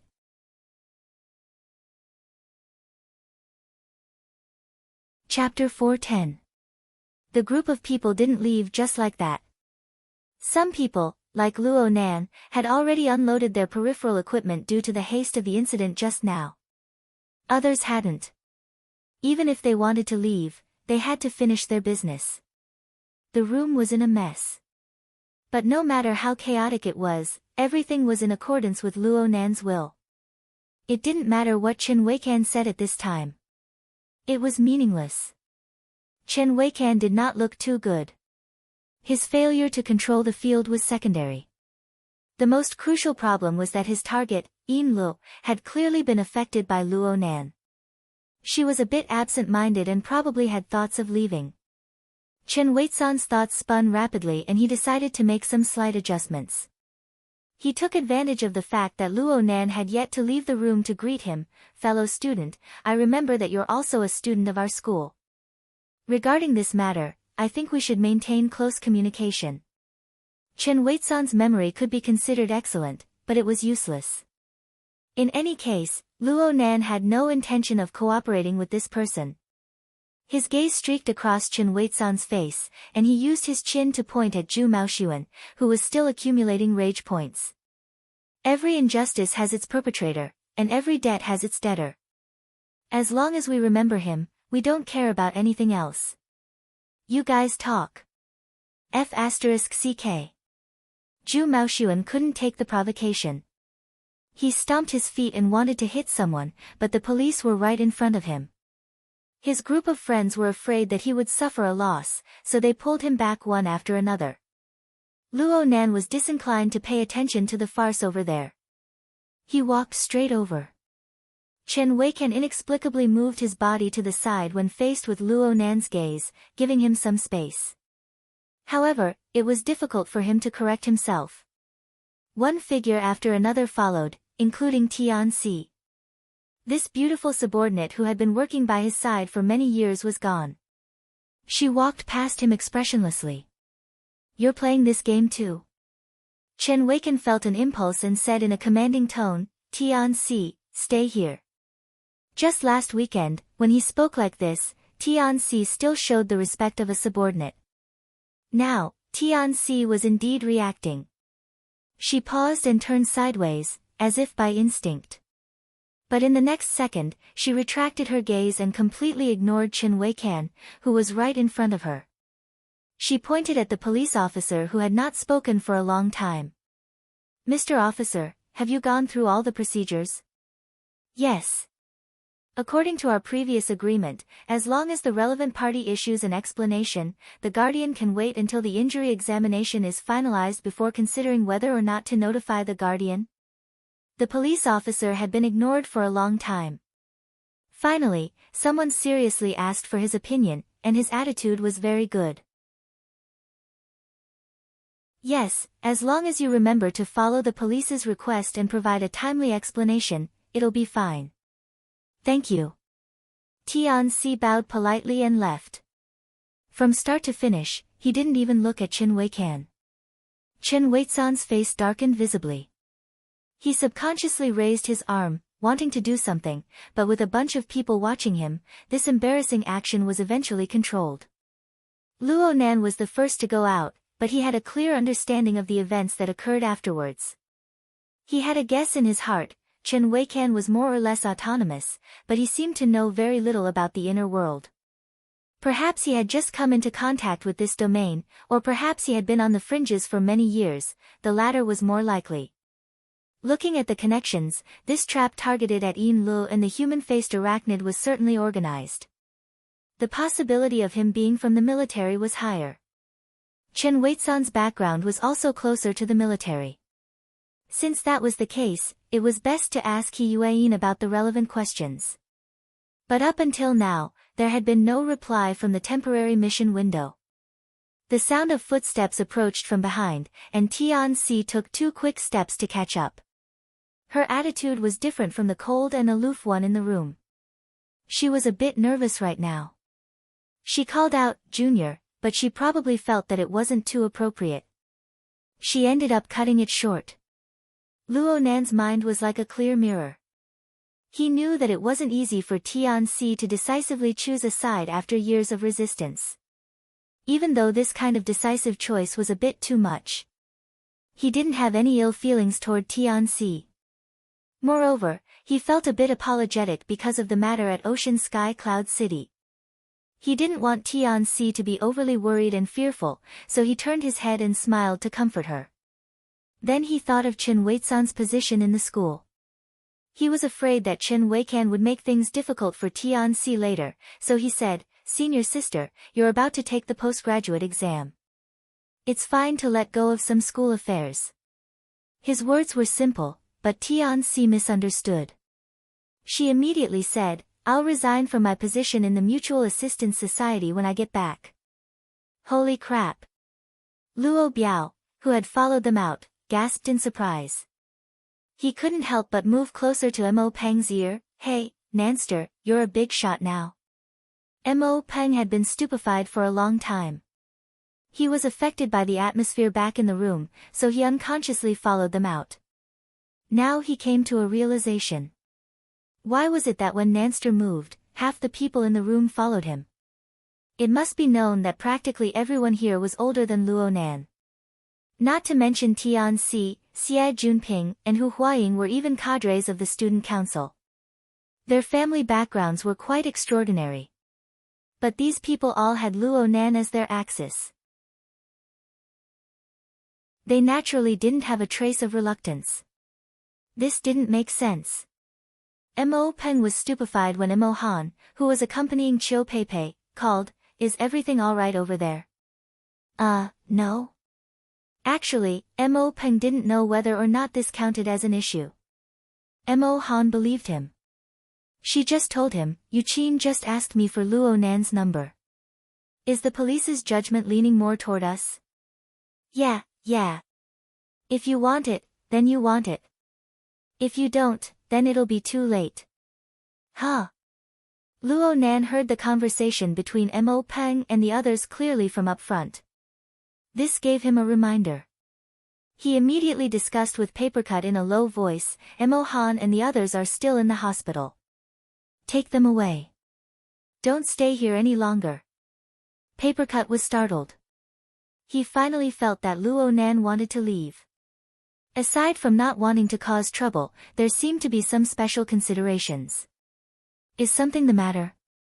This message was sent to the temporary mission window. Cat Eyes and Xue Lei could see it, and their gazes immediately shot over. Luo Nan also responded from the mission window, that B+ rank doesn't seem to be here purely for a meal. In reality, there was certainly some other plan. It was just that Luo Nan didn't want to talk about the details of the human-faced arachnid and the blood flame order. Papercut didn't know this. He asked, "It's not targeted at us, right?" "It should be." Luo Nan sensed something before Papercut could fall. The B+ rank burner was still searching, but the direction of his mental smoke was no longer in the abyss region or the polar domain. Instead, he quietly turned back to touch the area where their group was located. What was going on? Did he start to change his train of thought because he couldn't find the human-faced arachnid? That side was quite confident in their source of information. Luo Nan's lips curled. He was worried that the Wraith sign would hide in the polar domain for too long, creating unnecessary misunderstandings for Yinluo. Since the burners had changed their train of thought a step ahead, Luo Nan took advantage of the situation. He pulled the Wraith sign out of the polar domain for a breather. It was the same as playing hide and seek. As it turned out, Luo Nan's choice was extremely timely. Yinluo was clearly a bit restless in the luxurious room at this time. The appearance of Luo Nan and the other members of the Xia City branch had already made her vigilant. The human-faced arachnid's ambiguous attitude put a great deal of pressure on a newbie like her. The human-faced arachnid's clone promptly returned to its normal area, allowing Yinluo to let out a secret sigh of relief. However, she was a priest who had cultivated for a long time. She more or less had some intuition. The slight disharmony she experienced over and over again formed a rather negative psychological suggestion. It made her want to retreat spontaneously. These changes were all reflected subtly in the living starry sky. How interesting! Luo Nan subconsciously grinned. He wasn't a heart-reading demon. He was unable to see through Yin Li's specific thoughts, but he was able to observe all sorts of details, piecing them together to form an approximate judgment. Right now, Luo Nan relied on his mental senses to deeply enter the vast material plane and the mental plane. He had a rough grasp of the picture of life of tens of thousands of living beings. From this, he formed a relatively abstract living starry sky. He could feel the minute changes created by various factors, such as emotions. As his observation experience grew and his understanding of the development of the situation deepened, the layers, angles, and details that he had unconsciously overlooked in the past gradually gained practical significance. He could more easily organize and generalize, forming a comprehensive, three-dimensional, and intuitive picture of observation. It was like playing a map cheat and playing a strategy game with a group of opponents submerged in the fog of war. There was a sense of superiority in beating him up in all aspects. Of course, if Luo Nan truly believed that he was beating him up in all aspects, it could only mean that Luo Nan had lost his mind. A B+ rank burner, an organized and premeditated action trap. This was the tempo of the base's technology tree rising to the top. If the other party really wanted to make things difficult for him, then he could just use his normal attacks to blow up this side. At this stage, Luo Nan could only play 2 games of hide and seek. Then he would run as far away as he could until the game ended. Pay attention to the one in front. Papercut suddenly sent a warning from the temporary mission window. His gaze is unfriendly. Luo Nan's mind temporarily withdrew from the macroscopic picture. He raised his eyes to look forward. Right now, the group of people were about to enter the elevator in the lobby of the amusement park. And at the edge of the crowded entrance stood a 30-year-old youth. He released his aura, completely unrestrained. He was a burner. This life sketch looks very familiar. Luo Nan quickly confirmed that this person was the one following the B+ rank powerhouse.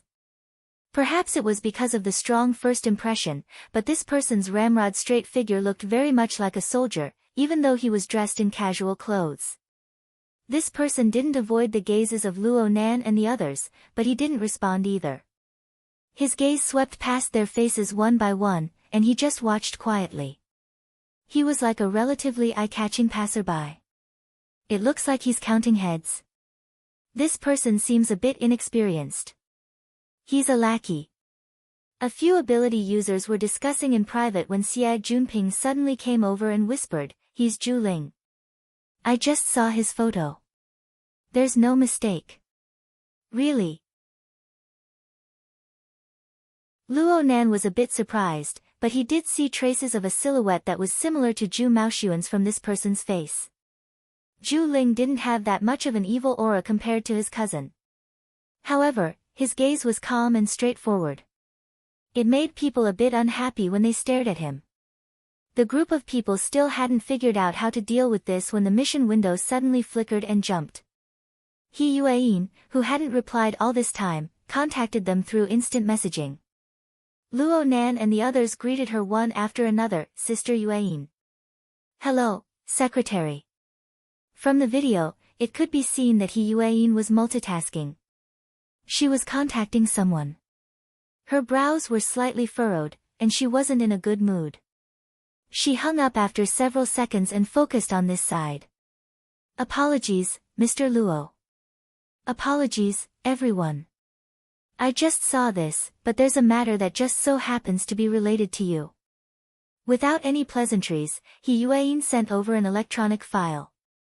The format was extremely formal, and it clearly bore the authority seal of a government department.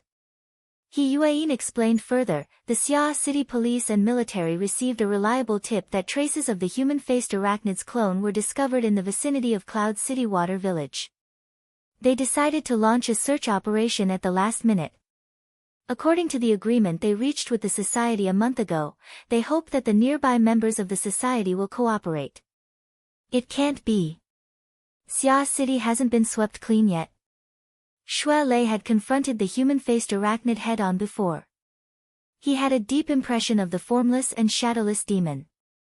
He immediately drew in a cold breath. Papercut was more concerned with practical issues. Did they say how to cooperate?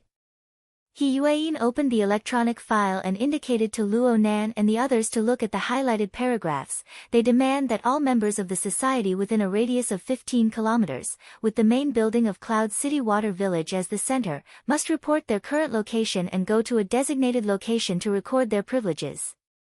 They want to clear the area? Yes.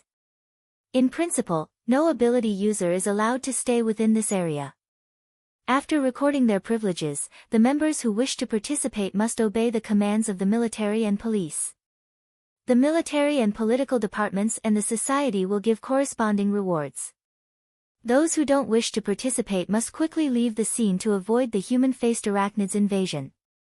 While He Yuan was explaining, Luo Nan and the others had already waited for the elevator to arrive. They poured into the same elevator. Who knew that Zhu Ling, who had been observing with cold eyes all this time, would suddenly take 2 quick steps forward, openly following them.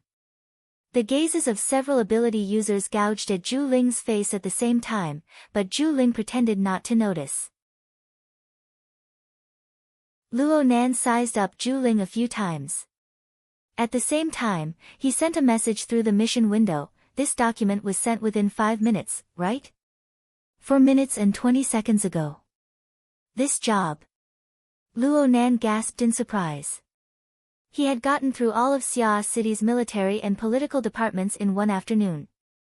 As soon as he failed to lure the human-faced arachnid's clone, he immediately caused a big scene. He even gave the green light all the way. Even the society was mobilized. This further confirmed his previous conjecture. It was very likely that Xia City's military and political departments were leading this operation. He could see their determination even more clearly. Sure enough, relying on a cheating device to hide and seek wasn't a long-term solution.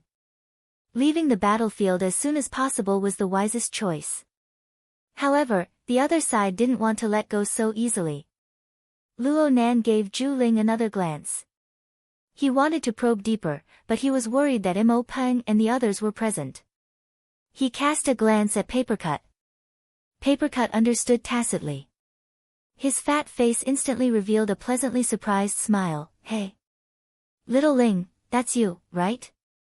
Zhu Ling was stunned. He didn't have time to react before Papercut grabbed him. Aha, I'm definitely not mistaken. I've seen your photo before. You look so handsome even without your military uniform.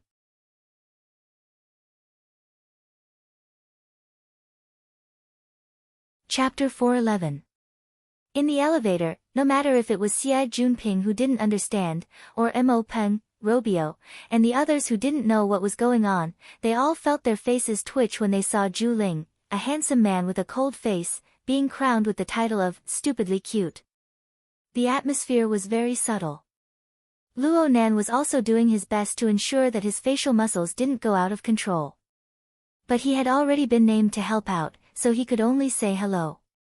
In the end, he couldn't help but grin. Little Ling, cough, what a coincidence. The temporary mission window jumped and cat eyes sent over a one-word evaluation, fake. Of course it's fake. This sort of name that deliberately took advantage of others had more or less broken through Luo Nan's bottom line. Fortunately, Papercut, who was an actor, took on the atmosphere. His affectionate expression didn't diminish, and Zhu Ling wasn't really stupid. He hooked his lips and really called out, "Brother Papercut." In any case, this chance encounter was finally completed. The elevator went down and soon reached the 55th floor. This was the hospital where Chiu Peipei was staying. Tianxi came back to her senses at this time. No matter what, she first invited Mo Peng and the other young boys and girls out of the elevator. Then she said to Luo Nan, "Why don't you guys chat first? We'll go see Peipei and pick up Xiao Han and the others along the way." Luo Nan shot a glance at Zhu Ling and nodded, Go then. We'll be there in a bit. As he spoke, he winked at Xie Junping, telling the group of people to follow him and not delay things here. Very quickly, the place was cleared. Only the 4 people from the association and Zhu Ling were left. A total of 5 people stood in the elevator, silently confronting each other. When Mo Peng and the others turned around, both sides wiped away their fake expressions. Papercut said unhappily, "You guys from the military do things in such an imposing manner. You ask for access to the human records at the drop of a hat. What's the reason?" "The government and the military have the right to ask any law-abiding citizen to show proof of social authority and cooperate in the performance of public security obligations." Zhu Ling stood ramrod straight, enduring the penetrating gazes of several ability users. There was no fear on his face, and his mouth was also very sharp. But in the end, he still narrated the reason that everyone was well aware of: the target of our search is the human-faced arachnid. It is very likely that this kind of Darksider life form is attached to an ability user's body. It crosses the sea while deceiving everyone. The relevant examination is necessary. Papercut asked, "What about normal people? There are tens of thousands of people upstairs and downstairs, and you want to search them one by one?" Zhu Ling answered simply, "At this stage, the human-faced arachnid that remains will no longer be interested in normal people. Correspondingly, their desire to hunt ability users will become even stronger, which is why no ability user is an exception." Luo Nan raised his eyebrows slightly. This guy really understood. According to his intentions, Yin Lu, the vice officiant of the Blood Flame Order, had to make a trip as well. Was he trying to alert the enemy? Papercut spread his hands, "We've already met. Does this count as a pass?" Zhu Ling fully displayed the principles of a soldier. "I'm sorry, but we need to make thorough preparations." Papercut gave Luo Nan an inquiring look, and Luo Nan slowly nodded. Saying anything more would just be a waste of time. What's the big deal about going along with him? Luo Nan really wanted to see just what sort of method the military would use to search out the human-faced arachnid's avatar. After experiencing it for real, he knew that the matter of recording permissions was quite convenient in terms of form. The military temporarily commandeered a certain office area of Aurora Cloud City and set up the relevant equipment. All one needed to do was wear a wristband and walk around the room according to the requirements of the military's technicians. The relevant information regarding the recording would enter the database jointly managed by the government and the society. It wouldn't be made public. At least in name, the members of the society wouldn't be able to say anything. The 4 members of the society entered the room one by one. Luo Nan was the last. The first 3 people passed without a hitch. When it came to Luo Nan, things went quite smoothly. But of course, Luo Nan walked through the room filled with sensing devices. He simply ignored all sorts of waveforms. These were just smokescreens. The true detection method was actually on the mental plane. It was that wisp of faintly discernible smoke. It came from the suspected person. It was no longer suspected. He Yueyin had confirmed their guesses. The frontline commander of this operation was Major General Tian Bang of the Coastal Defense Army's Special Warfare Brigade. It was said that the Xia city government had specially invited this person over. Luo Nan had reservations about this. Even though this person was a burner, his operations on the mental plane were already extremely exquisite. Compared to Fairchild, Luo Nan's finesse was a level higher. He was even above many mentally enhanced people. The mental smoke lingered inside and outside their domains. It was an attempt to use its unique nature to induce the instincts of the human-faced arachnid. Cat Eyes and Papercut were both mentally enhanced, but they didn't detect it at all. Luo Nan slowly walked out of the room and glanced to the side.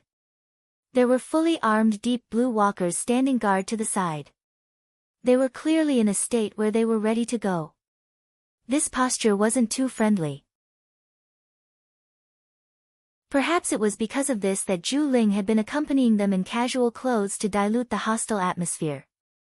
When Luo Nan came out, he heard Zhu Ling giving Papercut and the others a job. "Everyone, are you really not going to participate?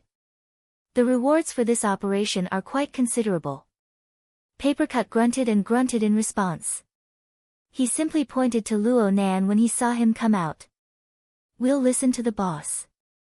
Zhu Ling didn't get this internal joke, but he was very clear about Luo Nan's special position in this group of people.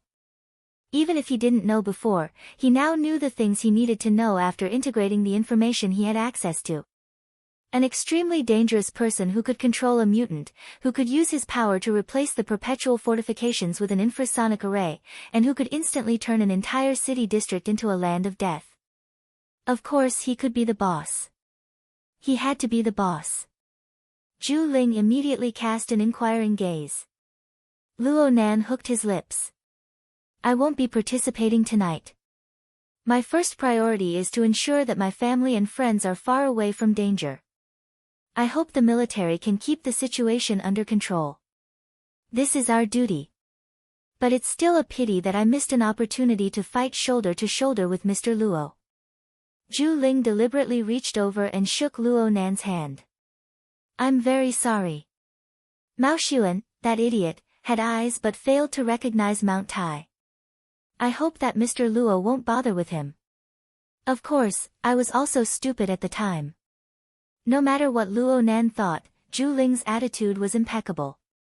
Luo Nan could tell from this that under his cold and arrogant exterior was an exquisite heart that understood propriety and the ways of the world. Luo Nan always admired this sort of person. He also hoped that he wouldn't become enemies with this sort of person. Otherwise, he would have crushed him to death earlier. Mo Peng gave him a call at this time. Luo Nan grunted twice and said, We're meeting a few friends. We'll be down soon. You guys can just head downstairs. A message popped up in the mission window at this time. Luo Nan saw it and said, I've already called a special car. It's in the parking lot on the 4th floor underground. You guys can head there directly. I guarantee that you'll be escorted to your doorstep. In any case, it's near the Nade district, right? The so-called special car was actually arranged by He Yueyin. She had swapped out the usual security car for a business car. It would be safer to take everyone away early. That thorough? Mo Peng clicked his tongue twice. But he had already been shocked many times today. There was no need to say too much about such a small matter. On the contrary, this phone call verified Luo Nan's words. Zhu Ling had no reason to keep them here. He gestured with his hand, sending them off. The group of people were walking out when Cat Eyes suddenly said, Hey. Is there room for negotiation regarding your standard compensation? Luo Nan and the others stopped walking when she opened her mouth. Zhu Ling did not expect this. He was startled for a moment before he said, In principle. Like our boss. He has a clear record of fighting with the human-faced arachnid. His recent accomplishments are glorious. He defeated a Birank Kursmancer, a puppeteer, and a fleshly body enhancer. Cat Eyes did not say the word kill in the military's domain. But she focused on the latter half of her words. Like me. I'm an expert in long-range sensing and guidance. I've successfully cooperated with the military many times in the past. Are you guys going to use a fixed salary for an outstanding ability user like me? Zhu Ling's mind wandered for a moment. He should be requesting instructions from his superiors through internal channels.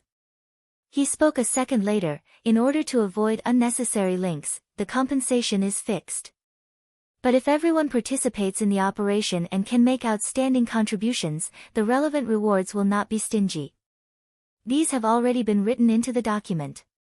Cat Eyes chased closely, what about the designated item? Designated?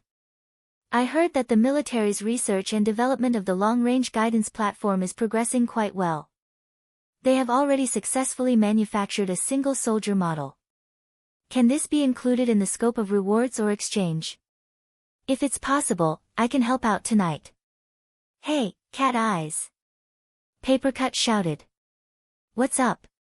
Papercut had nothing to say when he saw Cat Eyes' innocent appearance. After all, he wasn't that familiar with Cat Eyes. It was hard not to feel a bit awkward. He had just said, the boss is in charge. How come she was undermining him? How could he know that Cat Eyes was more than happy to undermine him, especially to a certain boss? Zhu Ling acted in a businesslike manner. Lady Cat Eyes' long-range sensing ability is indeed an ability we need. If you don't mind, you can stay here for now. We will give you a reply after we consult with the equipment department. Sure. I've been drooling over that single soldier platform for a long time.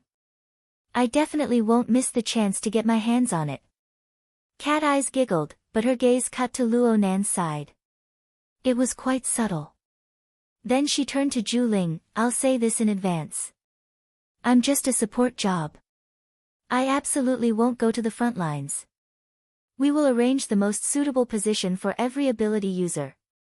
I hope so. Cat Eyes smiled slightly. She raised her hand and wagged a finger at Luo Nan and the others. Then it's settled. See you guys later. Shui Lei was a bit stupefied. Is this okay? Regardless of whether it was okay or not, no one had anything to say. The event was over, so everyone naturally returned to their own homes. New events were another matter altogether. 4 people had come, but there were 3 when they left. After entering the elevator, Papercut couldn't help but say, "Brother, Cat Eyes really has quite a bit of an opinion of you. You really need to do more work in the future." Luo Nan's lips curled, but he didn't say anything. He was still pondering over the subtle gaze Cat Eyes had cast him before they parted. The group arrived at the 4th underground floor and quickly met up with Mo Peng and the others. Xiao Peipei's medical treatment was done quite well. Her injuries didn't need to be hospitalized, so she came down with them. Everyone had to split up at this time. Papercut and Shui Lei weren't on the same path as them. Xia Junping, Hu Huaying, Du Yong, and the Tian siblings either lived near the school or had their own transportation. The ones who were truly on the so-called special bus were the group from 6th High and the trader of 6th High, Luo Nan. As for the Yu siblings and Turner, Mo Han politely asked them, and they smartly declined. They even expressed their apologies once more. So what? Things had come to this. Their friendship was most likely over. The group of boys and girls were affected by this, and their moods were a bit low. Plus, Xiao Peipei had suffered a blow to the head. She still had some symptoms, so she fell asleep in Mo Han's arms not long after they got on the bus. The bus was quite silent. Luo Nan sat in the very front row. The driver beside him was still a member of the society's security personnel, but he had switched shifts. It was no longer old Qin from the Colossal Arm Dojo.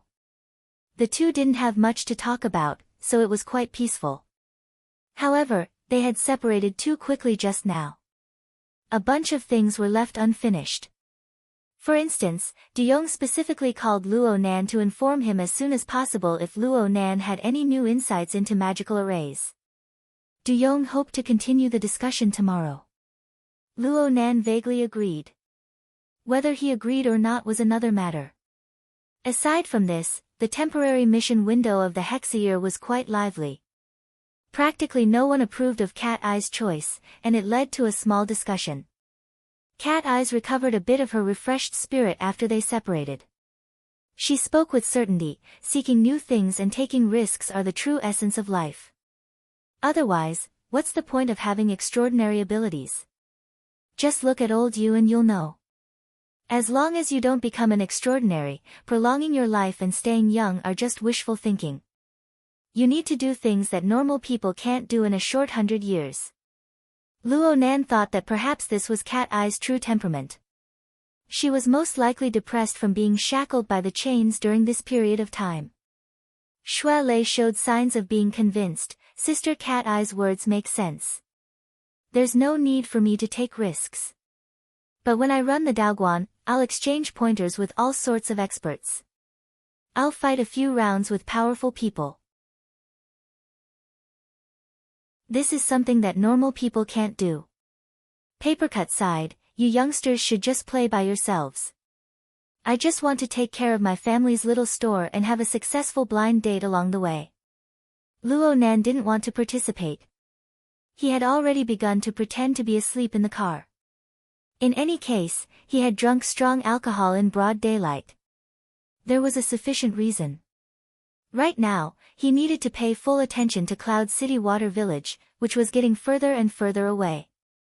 The wraith sign was his main focus. If he didn't look after her, the chances of Ian Lu coming out in one piece weren't high. But he couldn't resist Cat Eye's teasing him, "Boss, what are you planning on doing?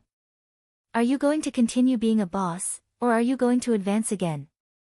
What was advancing again? Luo Nan didn't consider it. And if it was about ideals, he sent a simple message. Formatting theory. Developing formatting theory and restoring his grandfather's reputation were his most pressing desires. These were not secrets within the society. His avatar on the psychic wave network was the classical structure of formatting theory. Cat Eyes seemed to be quite idle.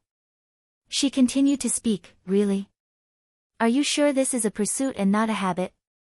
Luo Nan didn't want to discuss such a mysterious topic.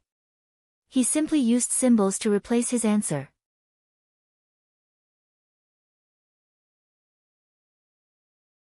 Chapter 412. Huh? You don't need it? Or do you feel that this method of communication isn't safe? In the next moment, the communication mode between Luo Nan and Cat Eyes entered a deeper mental domain. Through the pull of the living starry sky, they transmitted information back and forth. "Look!" Cat Eyes chuckled, completely ignoring the strange gazes of Zhu Ling and the others. "This is clearly the most straightforward way, but you still wanted me to come. What are you planning? You really lack a sense of trust." Luo Nan ignored Cat Eyes' ridicule and went straight to the point. "What do you want to help me with?" Cat Eyes was even more straightforward. "You dare say that the human-faced arachnid that appeared in Cloud City Water Village has nothing to do with you?" Luo Nan smacked his lips. He suppressed the surging emotions in his heart and continued to respond with a question. "How much do you know? Hee, do you think I'm the only captive of those invisible chains of yours? If you can use this method to subdue me, why can't you use the same method to subdue the human-faced arachnid? Not to mention that many of your mental attacks are practically the same as the human-faced arachnids. Did you succeed at the Limestone Water Village pub?" Cat Eyes had certainly hidden these words in her heart for a long time. Once they were spoken, they were unstoppable. Her logic was correct. There was a flaw in the time she obtained the human-faced arachnid, but this detail was no longer important. Luo Nan couldn't help but sigh. Why did she have to say it out loud? Didn't she know that the more it was like this, the more it was impossible for her to let go? F***CK. Luo Nan felt that his selfishness was overflowing at this moment. It was just as Cat Eyes said. Luo Nan had invited her over without thinking about how to deal with her. Perhaps he felt guilty, but perhaps it was more to comfort her. This was selfishness. It wasn't strange, but he didn't expect it to be this strong. Perhaps he had never truly considered letting go of Cat Eyes. Tonight's invitation, was it just a hypocritical self-deception? It wasn't easy to recognize oneself, but it was even harder to recognize one's own shamelessness. Luo Nan's mind was stifled. He didn't know how to continue the conversation for a time. Perhaps Cat Eyes liked to see her boss speechless, but Luo Nan had been silent for far too long by the mission window. Papercut felt that it was very likely that Cat Eyes' habit had poked Luo Nan's sore spot. For a youngster, this was a good opportunity to correct his character. He also began to probe in circles. There's nothing wrong with getting used to it. Speaking of which, Nanster, what kind of activities do you prefer? Speaking, I like nothing in particular. How is that possible? For example, I like to play with handicrafts, especially paper cutting. That's how I got this nickname. When I was trying to figure out a technique, I felt that it was especially interesting. Have you ever had a similar feeling? Luo Nan hoped to use chatting to alleviate the pain of his self-dissection. He really did seriously ponder for a moment before replying, when I'm doing research. Occasionally. Papercut was speechless for a moment. You won't have any friends if you chat like this. But Luo Nan was speaking the truth. Most of his memories before he was 10 years old were blurry. Before he was born, his mother had already passed away. In the first few years of his life, his grandfather had been sent to prison, hospitalized, and his father had gone missing. All of these had been muddle-headed and filled with deep darkness. But after the age of 10, the impression was very deep. He copied his grandfather's experiments. Every time he succeeded or failed, he used himself as a living body. The fear he felt when he carried out the experiments and the joy he felt when he broke through were vivid in his mind. His daily life was just like that. If there was any joy, he could only find it in life. The topic of the temporary mission window was about to come to an end when Yuan, who hadn't participated all this time, suddenly sent a message: extraordinary powers aren't the essential difference between humans. The difference between the inner world and the secular world is a false proposition. However, researching the essence of extraordinary powers or developing all sorts of new applications have always been the two most valuable options. Mr. Luo and Cat Eye's methods are both very meaningful. Cat Eyes sent a. She was speechless at He Yuan's serious newscast. They were the boss and the secretary. What a good match.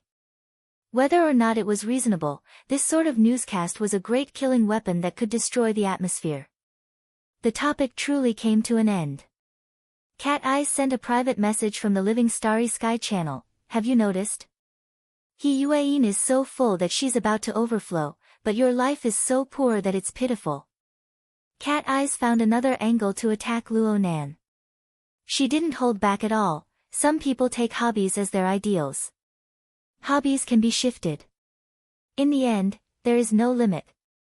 Some people chase after higher standards as their ideals. There is no limit to their desires. It is a lifelong pursuit. As for you, you seem to want to make up for your regrets. Boss, I'm very worried for you. Luo Nan didn't know what the latter half of his life would be like, but he knew that he needed to return to the main topic. He forcefully changed the topic. You're at the command center now. Excellent. Actually, Cat Eyes didn't know that she didn't need to take the initiative to help him. She was very useful as long as she was there. Luo Nan's field of view had shrunk quite a bit with the human-faced arachnid as a fulcrum after he left. But with the addition of Cat Eyes, the fulcrum, and multi-angle observation, she was able to erect a relatively perfect observation scene. Not to mention that a portion of the wraith arachnid was inserted into the central nervous system of the enemy's brain. With this kind of support, Luo Nan could write his name backwards if the wraith sign was captured by these people again. However, Luo Nan slowly tasted the flavor. It seemed that the military's capture here wasn't particularly resolute. Yin Lu should have sensed that something was wrong at this time with the society's leaky nature. She already had the tendency to leave before, but now she had a deep conversation with Chen Weikan. She slowly dug deeper and deeper into the essence of a matter of jealousy. Even Fan Chu's illegal operations were exposed.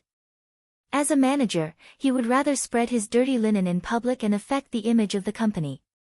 He didn't even consider cutting losses. What was the reason? It was probably the effect of beating the grass and startling the snake. Cat Eyes stood within the temporarily constructed frontline command center.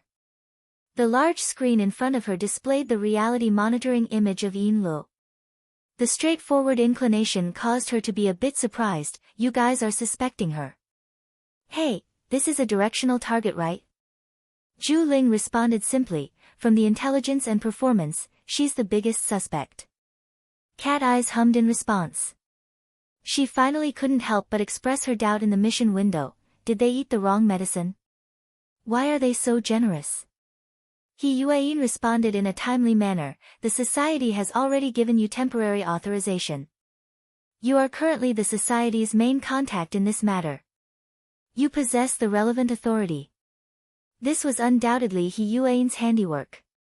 Cat Eyes received this favor. She sent a thumbs-up emoticon, expressing her admiration. At this time, a person walked into the command center. He was dressed very casually. He wore a t-shirt, a sports sweater, jeans, and white sneakers. He had a student's aura off the charts. Plus, he had a personality that loved to laugh. The smile on his face never stopped. Cat Eyes communicated with Luo Nan. there are still ability users applying? I'm a bit unfamiliar. Before she could finish speaking, Zhu Ling had already stood at attention and saluted, Major General Tian. The person who came was undoubtedly Tian Bang. It was rumored that he had undergone modifications at a young age. He was a burner who controlled a regular combat unit. He was also a powerful B+ rank expert. But looking purely at his appearance, he seemed to be younger than Zhu Ling. Luo Nan confirmed, it's Tian Bang without a doubt. His outer appearance could confuse people, but the imprint in his mental domain was real. Luo Nan suddenly thought of something at this time, asked Tian Bang about his age and the time of his modifications. Got it. Cat Eyes sent the information to the temporary mission window. There was nothing wrong with it. Asking someone face to face was abrupt and rude. It would be better to look up information on the situation. In any case, He Yueyin was here. The answer came out very quickly, Tian Bang, 25 years old. The official information stated that he had undergone prosthetic reconstruction treatment since he was 5 years old, 20 years. Luo Nan couldn't help but speak, that's not right, right? It had only been 5 or 6 years since burner theory and technology had matured. Even if the previous time was included, it would be 10 years. There was still half of the time left. Seriously speaking, where had Yan Yongbua, the #1 burner, gone to eat shit? For this reason, He Yueyin explained further, the early modifications were purely mechanical strengthening. It didn't involve the archetype formats theory.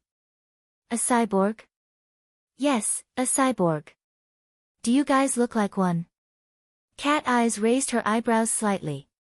She opened up a shared perspective and shared the scene with He Yueyin and the others. Luo Nan gave a silent praise. Cat Eyes' actions seemed casual, but she was actually covering for him. Many things would be much more convenient. Cat Eyes had a relaxed expression. She took the initiative to extend her hand and shake Tian Bang's hand. Major General Tian, I've heard of your great name for a long time. You're younger than I imagined. Lady Cat Eye's spectacular performance in '94 left a deep impression on everyone. That missile saved a great deal of time and perhaps the precious lives of soldiers. Perhaps it was because he held a high position, but Tian Bang spoke in a methodical manner. He was quite mature. But when paired with his casual attire and his smiling face that was like the sun, he gave off the feeling that he was reciting lines. Moreover, his acting skills were terrible. Luckily, Tian Bang quickly displayed the straightforwardness of a soldier. Frankly speaking, Lady Cat Eyes, the chances of you being used in this operation aren't high. But I hope that you can be prepared at all times. Once you are used, it will likely be a very thorny situation. Tian Bang suddenly grinned in amusement as he spoke. Actually, I hope that Mr. Luo can stay behind. After all, he's a publicly acknowledged psychic.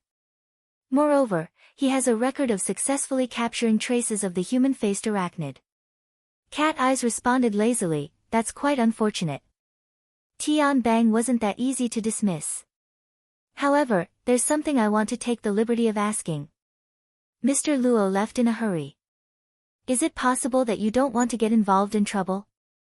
What I mean is, with Mr. Luo's psychic abilities, has he already discovered the human-faced arachnid? F***ck me. Luo Nan's heart couldn't help but twitch.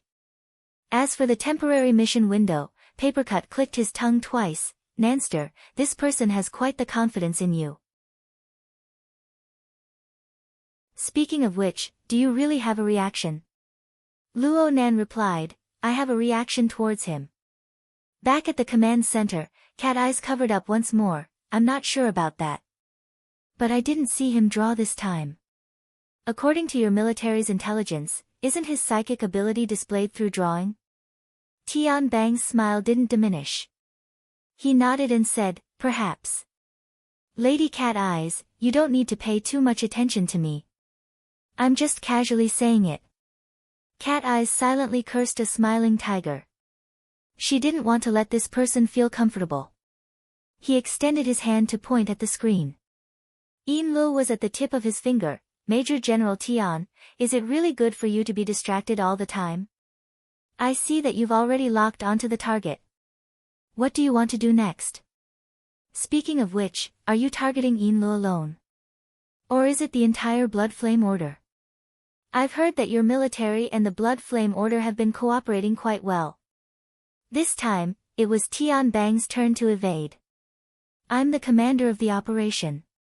I'm not responsible for considering other matters. TSK, they're finally moving. The screen showed that Lu had finally ended her meaningless negotiation with Chen Weikan. She left with her assistant and bodyguard. Chen Weikan had already completed his mission relatively well. Naturally, he wouldn't stop them. But there was a question that needed to be clarified in the command center. Should we make a move? Tian Bang shook his head. Follow procedure. Invite her to the identification room to record her privileges. Zhu Ling responded with a yes. But then he saw that Tian Bang didn't make a move. He was a bit baffled. Everyone knew what recording privileges meant. Was Major General Tian not going to take a closer look? Tian Bang shot a glance at Cat Eyes and grinned. She wasn't found before. The possibility of her being found now isn't high. It's good to let her go. She can leave this crowded area. We still need to thank her. Keep observing. Everyone. Yes. Zhu Ling immediately went out. He was prepared to personally act as a guide. Cat Eyes sent Luo Nan a private message. You didn't even find her. Are you helping? Luo Nan grunted and then sneered. This Tian Bang is really a master who says one thing and means another. He talks casually, but he's still investigating behind the scenes. He's never relaxed. From Luo Nan's observation point of view, he could see the mental smoke still lingering. He didn't let any sliver of possibility slip by. Cat Eyes gave him a bit of praise. You've helped quite well.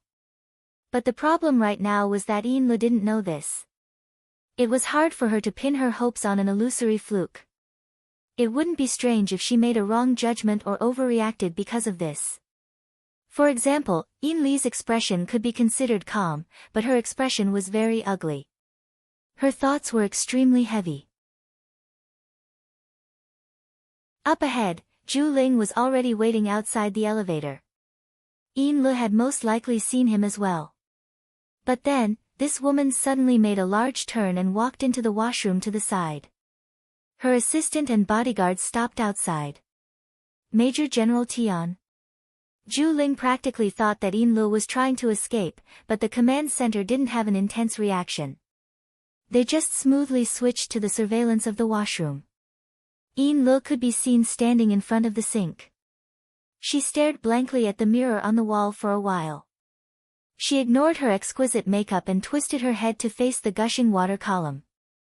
Cat Eyes put herself in Luo Nan's shoes and made a preliminary judgment. She's determined to fight with her life on the line. Hey, I'm talking to you. Luo Nan didn't respond because he was listening attentively. He was listening to the whispered conversation that was currently echoing from within the Wraith Sign's body above the mountain peak of the Blood Soul Temple. The Blood Flame Order didn't choose the communication tools of the secular world. Instead, they used the Wraith Sign to directly communicate with Lu.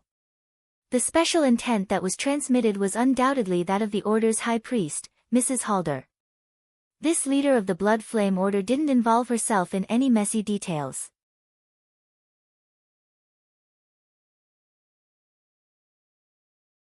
Chapter 413.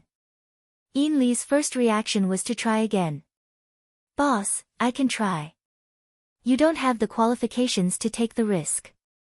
The one who responded was Mo Luen, the most senior elder of the order. His thoughts entered the space of the Blood Soul Temple. His mood was extremely terrible, and his tone was unprecedentedly harsh. Lu didn't give up so easily. Boss, Mr. Mo Luen, the military has a special method of luring the human-faced arachnid. The mold will definitely not be able to resist. If it is lured to death, then all of our efforts these days will be wasted. At the same time, she denied everything she had done today. Fool. Mo Luan's thoughts were like the heat waves of a desert storm. They came roaring over. You have already done something wrong. Don't try to use your wrong train of thought to remedy it. Look at the military's battle array. They are just luring a human-faced arachnid to death. They are luring us, the Order of Blood Flame, to death. If we immediately release it now, at least we won't be wiped out by the military in one fell swoop because of this. Mrs. Halder was much calmer. She waited for Mo Luan to vent for a while before slowly sending over a calm thought. Immediately release it and then return. The more you do this, the more you can protect the mold. Since they are targeting the order, it is very likely that they will treasure it more than we do. Yin Lu was stunned. Mrs. Halder continued to speak. Release it according to the grazing law. We will still have priority. As long as the enemy doesn't truly want to exterminate it, we 4 shepherds will have the ability to summon it back. We have a lot of room to operate. Now, execute it. Yes. Yin Lu closed her eyes. Her face drooped even lower. The surging water blocked the changes in her expression. It also masked the incantation that was weak to the point of being inaudible. Everything was carried out in extreme secrecy. However, this could not be hidden from Luo Nan. Luo Nan sat in the front row of the private car that was constantly moving away. His head was drooped, as if he was in a dream. Actually, he was paying attention to what was happening in Cloud City Water Village. He saw the marvelous connection between the Wraith sign and Yin Lu. It was like a spider thread that gradually grew longer and longer. It grew weaker and weaker. At this time, Yin Lu gave the Wraith sign one last command. She told it to hide in the deepest parts of the mental plane. It was to stay as far away from this area as possible. Most importantly, it absolutely could not approach the material plane to hunt. After the command was given, the spider silk finally reached its limit and silently collapsed. In essence, Yin Lu no longer had any connection with the Wraith talisman. But due to the Blood Soul Temple's existence, Yin Lu and the other 3 priests still had a slight connection. If necessary, they could use a special ceremony to locate and capture the Wraith talisman. Of course, the premise of all of this was that the human-faced arachnid could survive until then. Luo Nan's mind stirred slightly. He practically wanted to recall the Wraith sign back and distance himself from this troublesome place. But as he thought about it, he didn't make a move. In front of the sink, Yin Lu lightly coughed and slightly opened her mouth. Diluted blood mixed with lipstick flowed down. She closed her eyes and let the water wash over her, washing away as much of her exhaustion and frustration as she could. Release was a method that tested her ability to control herself. She more or less suffered some backlash. But she did not care about the injury. She was only worried about how long the binding command could suppress the Wraith sign's strong hunting instinct. Deep down, she was quite pessimistic. Roughly half a minute later, Yin Lu finally stood up and touched up her makeup so that she wouldn't look too pathetic. Wasting precious time on this could be considered a form of exquisite self-abandonment. While Yin Lu was touching up her makeup in the washroom, the military had completely activated their response mechanism. They made sure that they were loose on the outside but tight on the inside. The main route from the washroom, the elevator, to the identification room with recording privileges, as well as several possible escape routes, were all targeted by the debilitating weapon. They could be fired at any time. Tian Bang said that it was strange, but he was already accumulating power and waiting for action. As long as Yin Lu made any extreme movements, he would be the first to launch an attack. But after 5 long minutes, they were greeted with a tired, depressed, calm, and cold Yin Lu. Aside from her pale complexion, there was nothing abnormal about her. Yin Lu took her assistant and bodyguard to the VIP elevator. This was in line with the military's expectations. She just so happened to bump into the guide, Zhu Ling. Manager Yin, I'm Lieutenant Colonel Zhu Ling of the Coastal Defense Army Special Forces Brigade. I've already heard. Search for the human-faced arachnid. Yin Lu raised her chin slightly. Her lips curled into a mocking smile. You guys have chosen a good place. Do you think that the brand of Frost River reality is enough for a few rounds? Zhu Ling was speechless. Yin Luo was the first to walk to the elevator. Follow the procedure. Hurry up. I still have things to do tonight. Don't waste time. For both parties involved, the following procedure was so smooth that it made people feel complicated. From the time Yin Luo entered the elevator to the identification room, to the time she left, not even 5 minutes had passed. Then, nothing happened. Whether it was the detection equipment or Tianbang's secret spying, they did not find any abnormalities related to the human-faced arachnid. If he punched the air, he would really suffer internal injuries. Even when Yin Luo and her party went downstairs, got in the car and left, the operation personnel gathered around Aurora Cloud City still did not believe it. It was over just like this. Zhu Ling, who walked back, probably had this kind of expression. Tianbang did not comfort his subordinates. He just rubbed his smooth chin and smiled. This time the general staff finally has a chance to perform. Let's execute Plan B. Miss Cat Eyes, it looks like we'll have to fight overtime. Are you going to pay up and leave or stay up late with everyone? Where will the overtime be held? We're not going to move for now. I believe our prey can't run far. Then. Is there wine? How about pure grain wine? Okay. If it can be paired with the military's personal combat platform technology catalog, the flavor will be even better. Cat Eyes was playing with the mood while sending a vomiting emoji at the temporary mission window. Strong start but weak finish. What the hell is this? Secretary, hurry up and tell me. Should I stay? He Yueyin quickly replied, I suggest you leave. The conflict will most likely occur between Tianbang and the Blood Flame Order. There is no need for a member of the society to get involved. Has the military been rushing towards the Blood Flame Order since the beginning? Tianbang isn't from the military. Huh. There's something going on. He Yueyin's reply was cut off. Papercut was afraid that He Yueyin would be angry. He hurriedly said, Secretary help me analyze this. What in the world is going on tonight? Several seconds passed before He Yueyin sent another message. From the looks of it, Tianbang has confirmed that the Blood Flame Order is raising human-faced arachnids for special purposes. From a legal perspective, as long as we can find concrete evidence, we can deal a heavy blow to the Blood Flame Order. But it won't be easy to get rid of the Blood Flame Order. Papercut had a serious attitude towards the discussion. Right now, the city-state development is very obvious. The Blood Flame Order just needs to move out of Xia City in time. Even if they hurt their vitality, they might rise again in a few years. Madame Halder has this ability. Speaking of which, the core strength of the Order hasn't increased in recent years, but the business they do is flourishing. Yes. The Castle Financial Group under Madame Halder has been carrying out continuous industrial expansion for the past 2 years. They are no longer limited to just Xia City. They have set a very high stop-loss line. If they were to cut them off quickly, the military and political departments of Xia City might not be able to achieve complete success even if they really wanted to exterminate them. Luo Nan had heard He Yueyin mention the concept of a stop-loss line more than once. It was originally a concept in stock trading. It was used to describe the bottom-line thinking when designing tactics and formulating plans. It was a method that He Yueyin held in high esteem.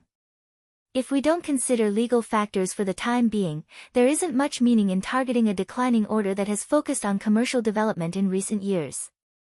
And if we really consider legal factors, Tianbang's actions today aren't perfect in terms of procedure.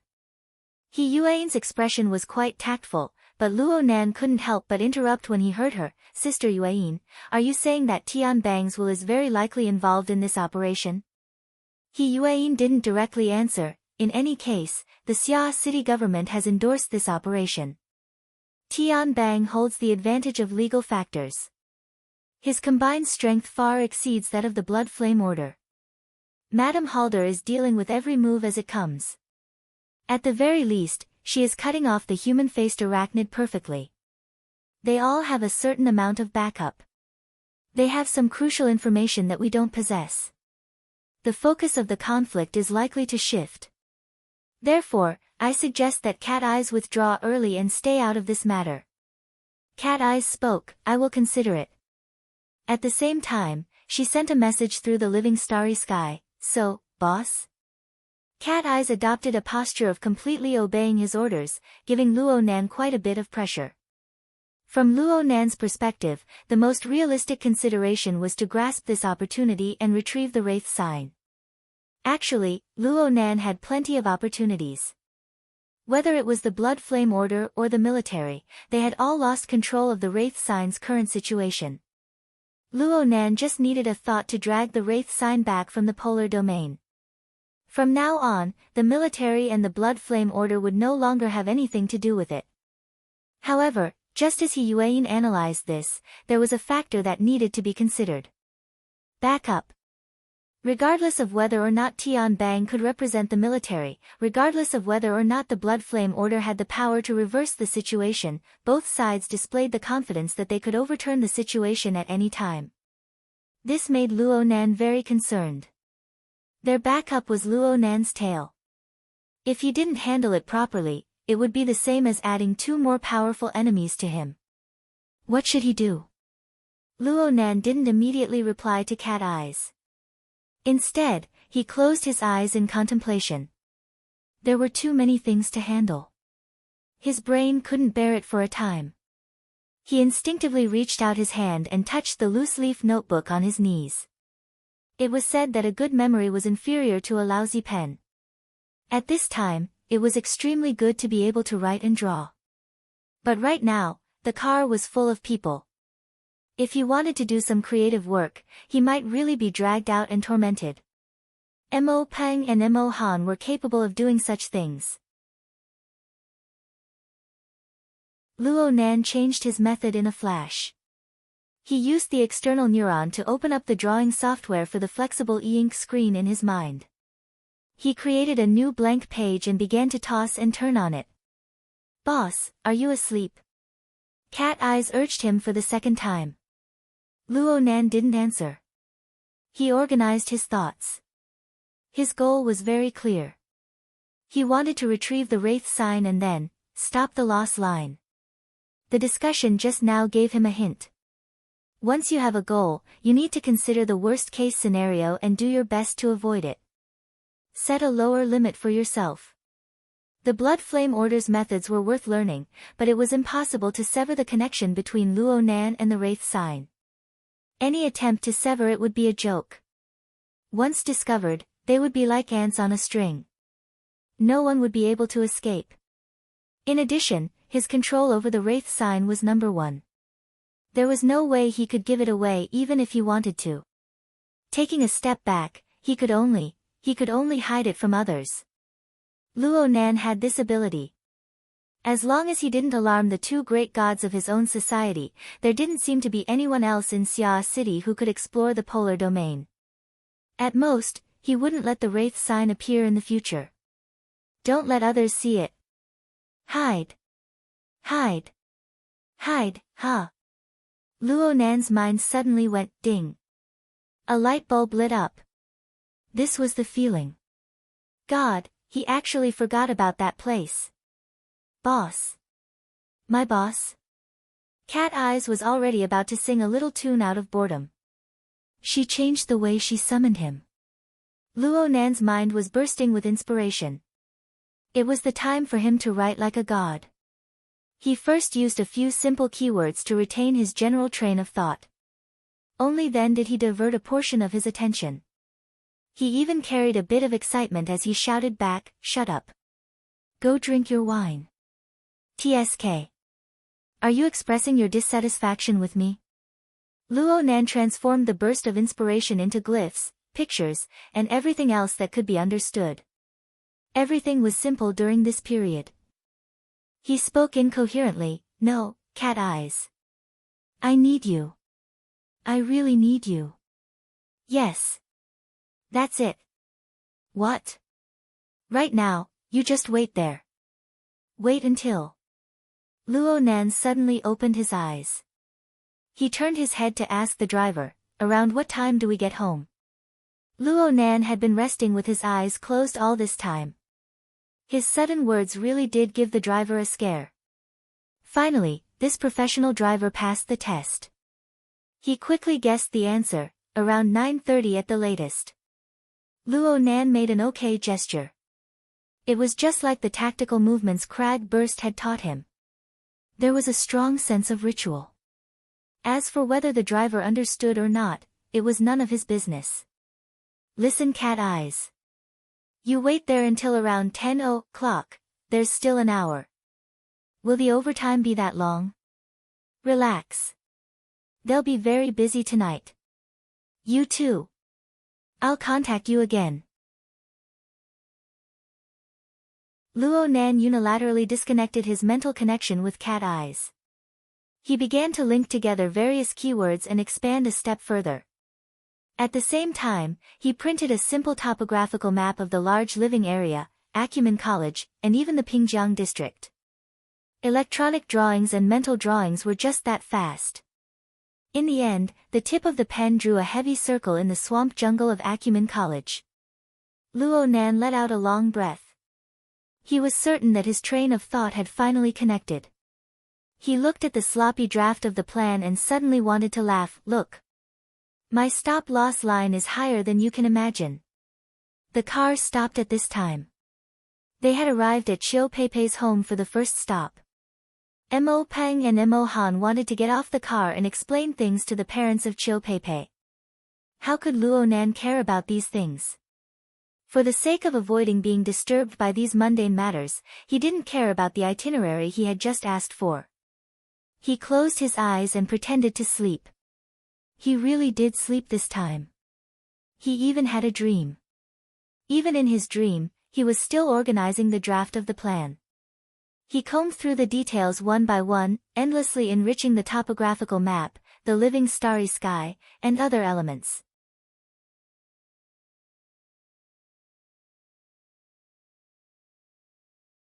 Chapter 4:14. The night sky was misty, and the street lights extended one after another, merging into the lights on both sides. It was the time when the night view of the city was at its most beautiful. The neighborhood was also brightly lit. There were even people holding parties at home. It was very lively. Luo Nan raised his head to look at the night sky. His feet didn't walk in a straight line. It seemed that his eyes were a bit hazy from sleep, and his soul was in a trance. Mo Peng was filled with admiration towards Luo Nan's ability to sleep just like that. At the same time, Mo Peng was filled with admiration towards Luo Nan's ability to mingle in Acumen College by himself. In response, Mo Peng's curiosity was about to climb out of his throat. How did you do it? I didn't see any talent like yours in 6th High. Hey, wake up. Huh? Luo Nan pulled his gaze away from the night sky and looked straight ahead. It could be seen that he really hadn't heard it, but his eyes were frighteningly bright. TSK, when did this kid learn to wear contact lenses? They had already arrived at the doorstep of their home. Mo Peng seized the last opportunity to move closer and embrace Luo Nan's neck. Come. Tell me. How did you get into that circle? Before he could finish his sentence, the door opened. Luo Shuqing stood at the door and stared at them. What are you mumbling about when you're already home? Oh, who drank? He, sigh. Mo Peng's elbow loosened, and he watched as Luo Nan tunneled under his elbow like a loach. He tunneled in and out from Luo Shuqing's side, breaking through the living room's defenses in the blink of an eye. He scuttled up to the second floor and tossed down a few words from afar. I went to bed early today. Mo Hai Heng, who was sitting idly in the living room, raised his head. He looks pretty excited. Did he really drink too much? Luo Shuqing was stunned for a moment, and then loudly ordered, I want to take a bath. She faintly heard Luo Nan agree. Only then did she turn her head to stare at Mo Peng. Where did you guys go to play today? Why are you so drunk? Don't you know she's still a minor? Mo Peng was blocked at the door. His face was full of grief and indignation. He cursed in his heart, "If you want to scold people, go find someone to drink. Who is your son?" Perhaps it really was because of the effects of alcohol. Luo Nan entered his own room, closed the door, and leaned against the door. His heart thumped loudly and his chest faintly trembled. Of course, the most important reason was still nervousness.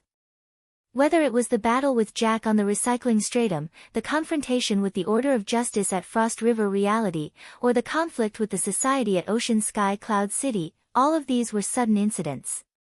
He had been forced to a dead end, so he had no right to be nervous. This was the first time he had acted according to his own will. The more he thought about it, the more excited he became. Luo Nan took a deep breath and placed the notebook in his hands on the windowsill. Below it was his grandfather's notebook. The two notebooks fit together perfectly, without the slightest deviation. Glancing at the bedside clock, it was 9:37. The driver's estimation was quite accurate. There was still time. He went to the bathroom and turned on the shower. The hot water sprayed out and the steam quickly covered the bathroom. Even if his aunt hadn't mentioned it, he would have taken a hot bath. He stood naked under the water column, the hot water splashing on his head and rolling on his body. This caused the blood flow to accelerate, the metabolism rate to increase, and the liver function to operate effectively. This accelerated the decomposition of alcohol in the body, turning it into hot sweat that was mixed with the water and seeped out. The steam was stuffy and humid, but his mind became clearer and clearer, and it did not affect him from continuing to outline his plan. His draft plan. The drawing software page in his mind seemed to have become much richer. In particular, the outline of the streets around the large living area had changed from rough to detailed. The key details, such as the layout of the military personnel that he had detected earlier, were also clearly depicted. It was as if there was an invisible assistant helping him complete the post-production work. Luo Nan scratched his head and thought back to the nap he had in the car just now. He still had some vague memories. Could it be that there really was a subconscious action in that dream just now? If there was, then it should be the combined effect of self-awareness, soul strength, external neuron, and special drawing software. It looked quite marvelous, but there were precedents in the society. Mr. Bai's dream entering technique was this type of approach. Luo Nan didn't plan on diverting his attention to research for the time being. He hastily washed up and confirmed that most of the alcohol had been released from the steam. Then he wiped his body dry and lay back on the bed. The effects of the alcohol had been reduced to a minimum, but he was still excited. It was especially obvious after he closed his eyes. Luo Nan read through the draft plan step by step with these thoughts in mind. His thoughts sketched out a large background screen, and the corresponding train of thought flowed on the virtual drawing. Unknowingly, his consciousness floated past the boundary between the real and the virtual, touching upon the twin fulcrums formed by the human-faced arachnid and cat eyes. The living starry sky 80 kilometers away and the scene of reality were mapped over. Even though he hadn't personally experienced the scene, everything he saw was true.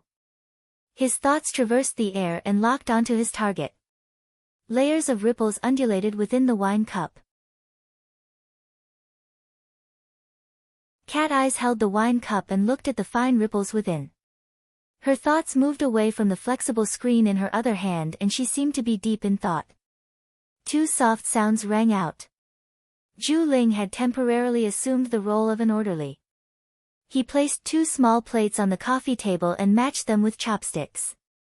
Then he quietly left. A plate of boiled peanuts and a plate of cold pig head meat. They were the most ordinary of dishes. However, this was the frontline command center of Aurora Cloud City, a lounge next to it. The air was filled with the fragrance of wine. From the perspective of military morale, it was indeed necessary to open up a separate lounge. I feel like something's wrong. Pure grain wine doesn't have side dishes to go with it. What's the point? Tian Bang picked up a peanut and sent it to his mouth. He paired it with a mouthful of wine and his features wrinkled up on his excessively young face. He looked like a glutton. Then he leaned back comfortably and leaned against the back of the sofa. Even though it's just a side dish, the control of the heat is quite attentive. Cat Eyes shot him a glance. She was very interested in the changes in his expression. Tian Bang was amused. Aren't you curious? How can a robot have a taste? Cat Eyes was speechless for a time. Tian Bang's features stretched out once more as he looked up at the ceiling. The lights of the lounge shone on his face, glistening and sparkling. His face couldn't be considered particularly handsome, but the contours were clear and distinct. It truly had the texture of a sculpture. It also made one curious. What proportion of the metal structure was hidden beneath his skin? He extended 3 fingers and placed them horizontally in front of his face.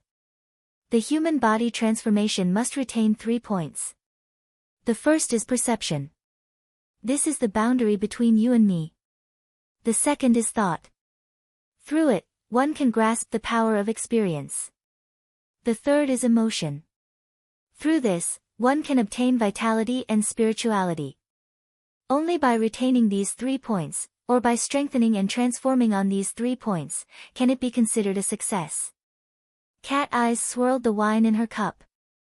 Are there still people who don't transform like this? Generally speaking, it was after the burner technology appeared. Therefore, I am very grateful to the creator of this technology. It may not be perfect, but it leads to the correct reasoning. Tian Bang stretched out his arms and curled them up. Looking at it with the naked eye, one could see the flow of his muscles. However, Cat Eye's sensitive ears could still hear the fine sound of metal scraping against each other. Having experienced the stupid old-fashioned transformation, I can understand this point even more. I am very envious of those who walk the right path from the start. I yearn even more for the outstanding ones. Cat Eyes swirled her wine cup and suddenly laughed in spite of herself. You are very sensitive. I didn't say anything. Really? Tian Bang put on a look of surprise. Fine. I'm just being honest. I feel a bit inferior. I'm also using this to express my feelings. There should be people watching me right now, right? Tian Bang's gaze pierced over with his final words. Though he was smiling, his gaze was filled with pressure. Luo Nan's heart spasmed, and Cat Eyes raised her eyebrows. The two were on the living starry sky plane. Their consciousnesses were connected. At this time, the mission window on the psychic wave network jumped. Papercut, who had returned home, sent a message. Hiss. This fellow. Shui Lei quickly responded, he knows that we're sharing a perspective. Yes. He was talking about the psychic wave network. Luo Nan's taut heartstrings relaxed. He saw Tian Bang raise a finger. This is an old trick of your society. And I know that there must be someone I know. Cat Eyes asked with interest, who is it? Well. Tian Bang suddenly leaned forward and shouted, hello Sister Yuan. Let's drink later. I'll confess to you when I get drunk. His voice was very loud. Even the private lounge could not withstand it. The sound waves rushed out and scattered throughout the frontline command center. Not only were there technical elites of the military here, but there were also police bureaucrats and members of the government's security department. The atmosphere was bewildered and awkward for a time. Zhu Ling, who was temporarily in command, had a headache. He even began to doubt his life. Was it really the right decision for him to transfer to the Special Forces Brigade? Ha ha ha ha ha. Cat Eyes burst into laughter. She rocked back and forth, so much so that her hair covered her eyes. She brushed it aside, revealing her plump forehead. She could not help but sigh in admiration. Truly extraordinary courage. At the same time, she sent a private message to Luo Nan. Do you want to get rid of him? He's trying to steal your secretary. What does this have to do with me? Luo Nan was inexplicably unhappy. The temporary window strangely quieted down. There was no movement. However, Papercut and the others were certainly behind the window with their ears and eyes open. They were paying close attention. As for whether or not Hiyuain was there, she was probably there. Cat Eyes didn't care about what the others were feeling. She raised her cup to Tian Bang and said, "You're quite an interesting person. Come come come. Cheers." Tian Bang cheerfully raised his cup in response. "I've always felt that special people like us don't need to worry about our livelihood. Then in this world, honesty is the greatest virtue. Cheers to honesty." The two raised their cups and clinked. They were in high spirits as they drank to their heart's content. Finally, Papercut couldn't hold it in any longer at the mission window. He asked the others for their thoughts. "Nanster, are you still watching?" Luo Nan didn't reply. He just lay on the bed. His excited emotions had returned, and they were undulating like waves. This wasn't his first time experiencing this. It was the same last time. He was also in the position of a spectator. However, the spectators weren't the two people in front of him. They were Peony and Long 7. Whether it was Peony, Long 7, or the current Tian Bang, their personalities were all different. However, all of them had outstanding personalities. They were thickly painted characters. They could be recognized at a glance when placed in a crowd. It could be said that they radiated radiance in all directions. In comparison, Luo Nan was like an incorporeal soul. He floated in the nothingness, hiding behind the shadows. He watched these people radiate with dazzling radiance, painting the otherwise ordinary environment with magnificent colors. Though he had similar experiences, he might not be able to achieve that calm and composed, magnanimous and fearless style in his entire life. He always believed that this was a factor of personality. Perhaps this was indeed the case. However, Tian Bang's words today pointed out another crucial factor. He had to be honest.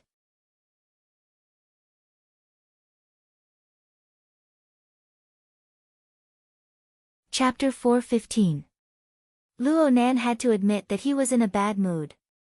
As for the root of his bad mood, it had been a bit chaotic before, but now it was becoming more and more clear. He was offended. The reason sounded laughable, but it was the truth. Tian Bang, this fellow, had a powerful charisma that could make Cat Eyes gasp in admiration.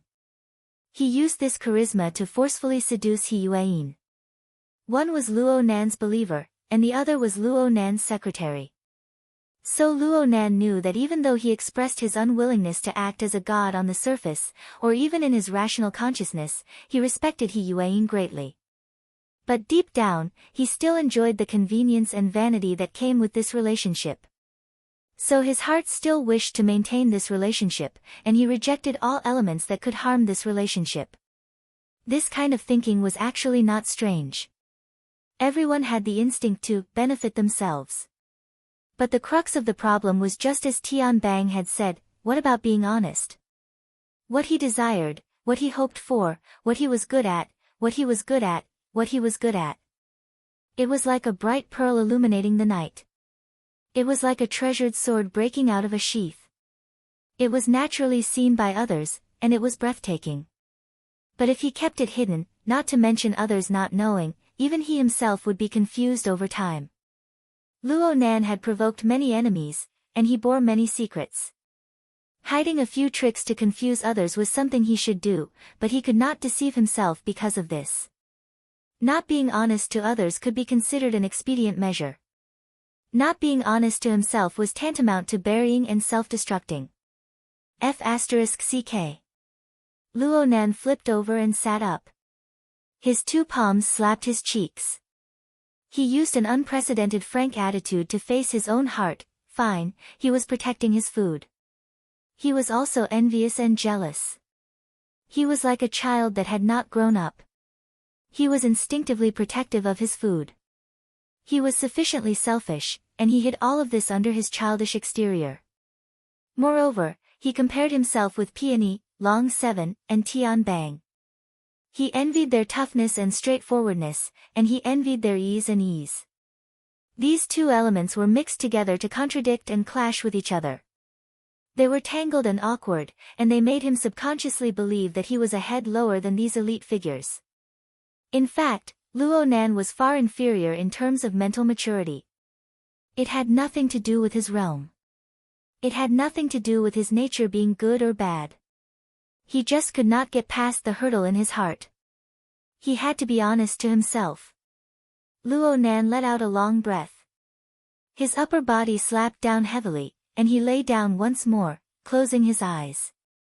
At this moment, his eyes could not see and his ears could not hear. But with cat eyes and the human-faced arachnid as a fulcrum, his thoughts expanded to encompass the enormous Aurora cloud capital and its surrounding region. The body is here, but the heart is there. The soul has not moved, but the intention has come. Luo Nan's body and soul were still 80 kilometers away, but his consciousness was flowing in the air above the large living area. He was like a mysterious eye that knew all things. The night spread out under their feet.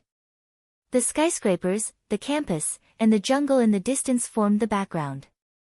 Brilliant lights and neon lights gathered like the sea and flew like fog, engraving the traces of human civilization consciousness in every corner of the light, turning this area into a bustling place and a city that never sleeps.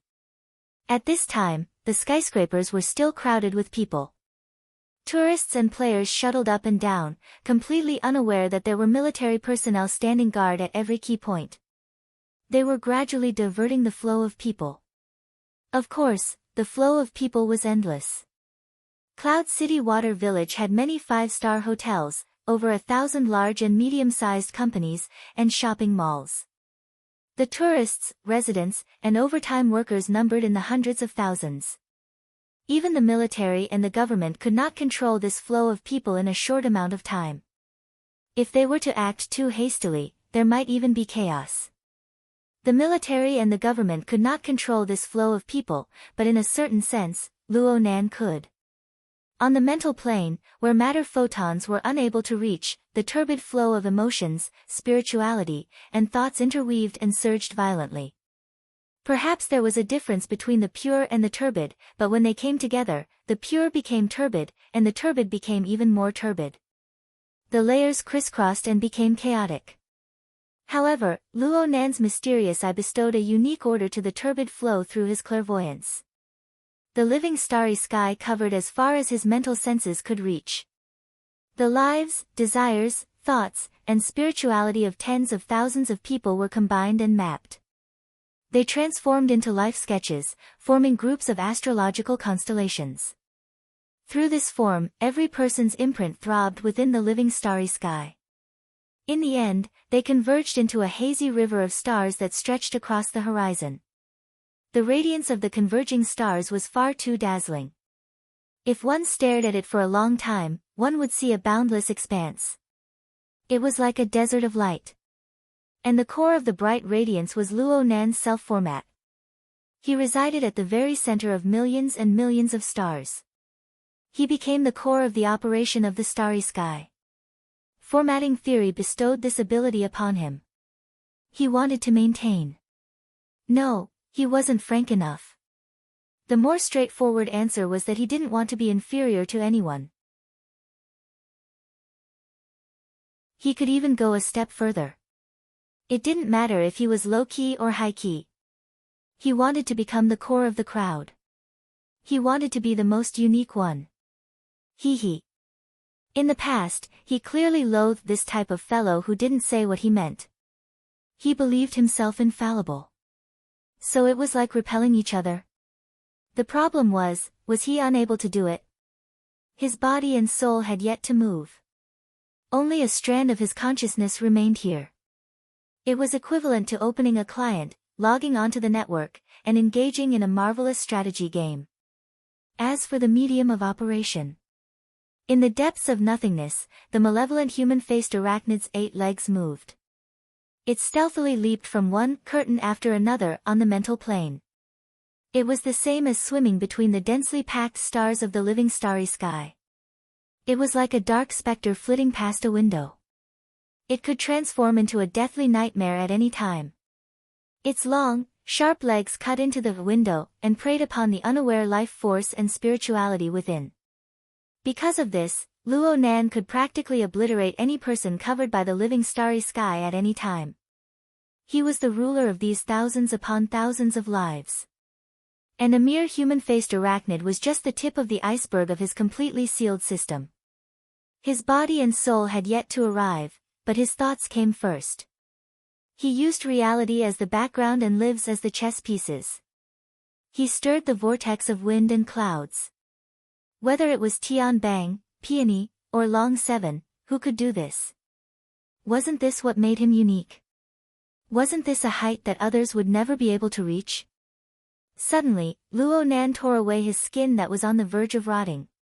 He fiercely pounded his own chest with a fist. His consciousness rumbled, "Does this feel good?" The wraith sign let out a soundless roar and suddenly sped up its pace. It made a few consecutive leaps and quickly approached the material plane. At this very moment, the wraith sign no longer concealed its tracks and traces. It no longer concealed its intense desire to prey. Instead, it followed its instincts to forcefully absorb the various waveforms of the airflow. It sniffed and locked onto its target, aiming its ugly mouthpiece at the target it had long since confirmed. Luo Nan confirmed that there was no mistake about the target, so he unlocked the final privileges of the wraith sign. Go, the game has begun. The mental plane and the material plane converged noiselessly. The window was like a decaying and frail ruin. It collapsed in an instant. The occupant inside was completely unaware until the ice-cold claws of the demon pierced through it. A sharp screech surged and spread from the boundary between the mental and the material plane at this time. In the lounge of the frontline command center of Aurora Cloud City, Tian Bang's wine cup stopped by his lips. He paused for a moment before withdrawing it. He faced Cat Eyes across from him and said apologetically, "It looks like we can only chat back." Human-faced arachnid, huh? Cat Eyes raised her cup in response. "I wish that both of us will get what we want." Tian Bang didn't fully understand this well-meaning congratulatory speech.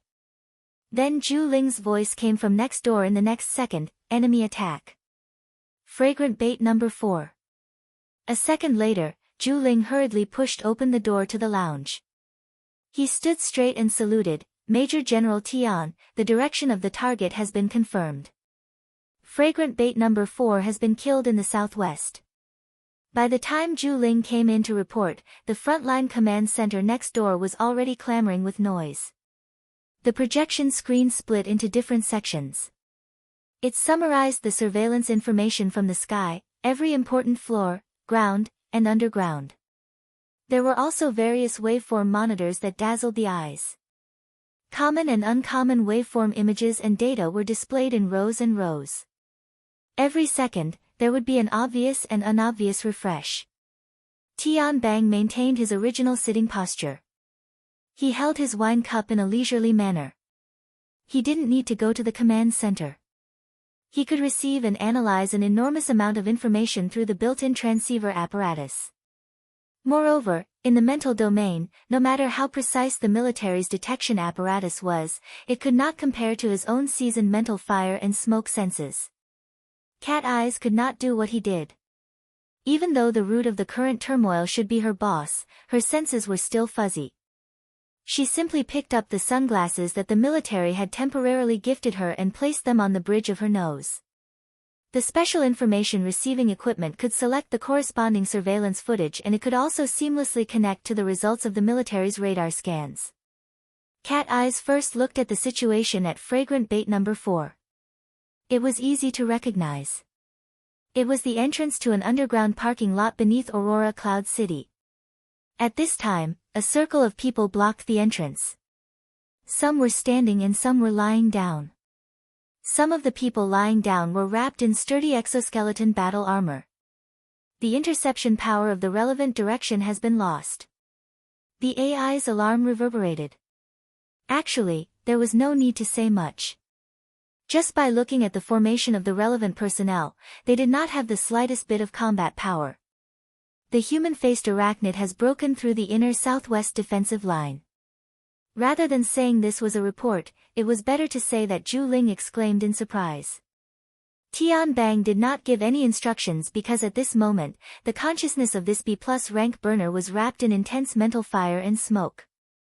He was rushing towards the location where the human-faced arachnid had appeared. He Yuan's message popped up on the mission window, switch radar data. Didn't you want them to leave early? Cat Eyes stabbed at the mission window, but she still switched the live surveillance footage to data mode.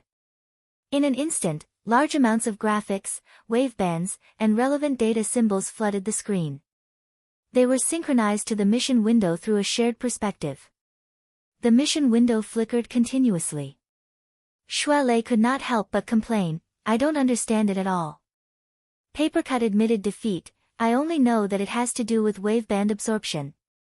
Then I use this as material to calculate the probability of the human-faced arachnid's location. I don't understand the specifics either. I just want to know. What is fragrant bait number 4? Just as Papercut spoke, a sudden and continuous wave crest suddenly rose on the flowing waveband graph. It pushed all the way to the highest limit of the graph. Before the scale unit changed, a nearly straight line was drawn out. Zhu Ling also noticed this change. He contacted the command center in a low voice. What's the situation? Number 1 has made contact with the target. They are engaged in shallow combat. They have disappeared. The tone of the technician's voice changed. It could be heard clearly through a wall.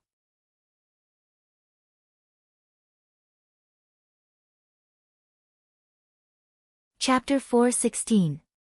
The wine cup shattered in his hand, but Tian Bang did not come back to his senses. He was still daydreaming.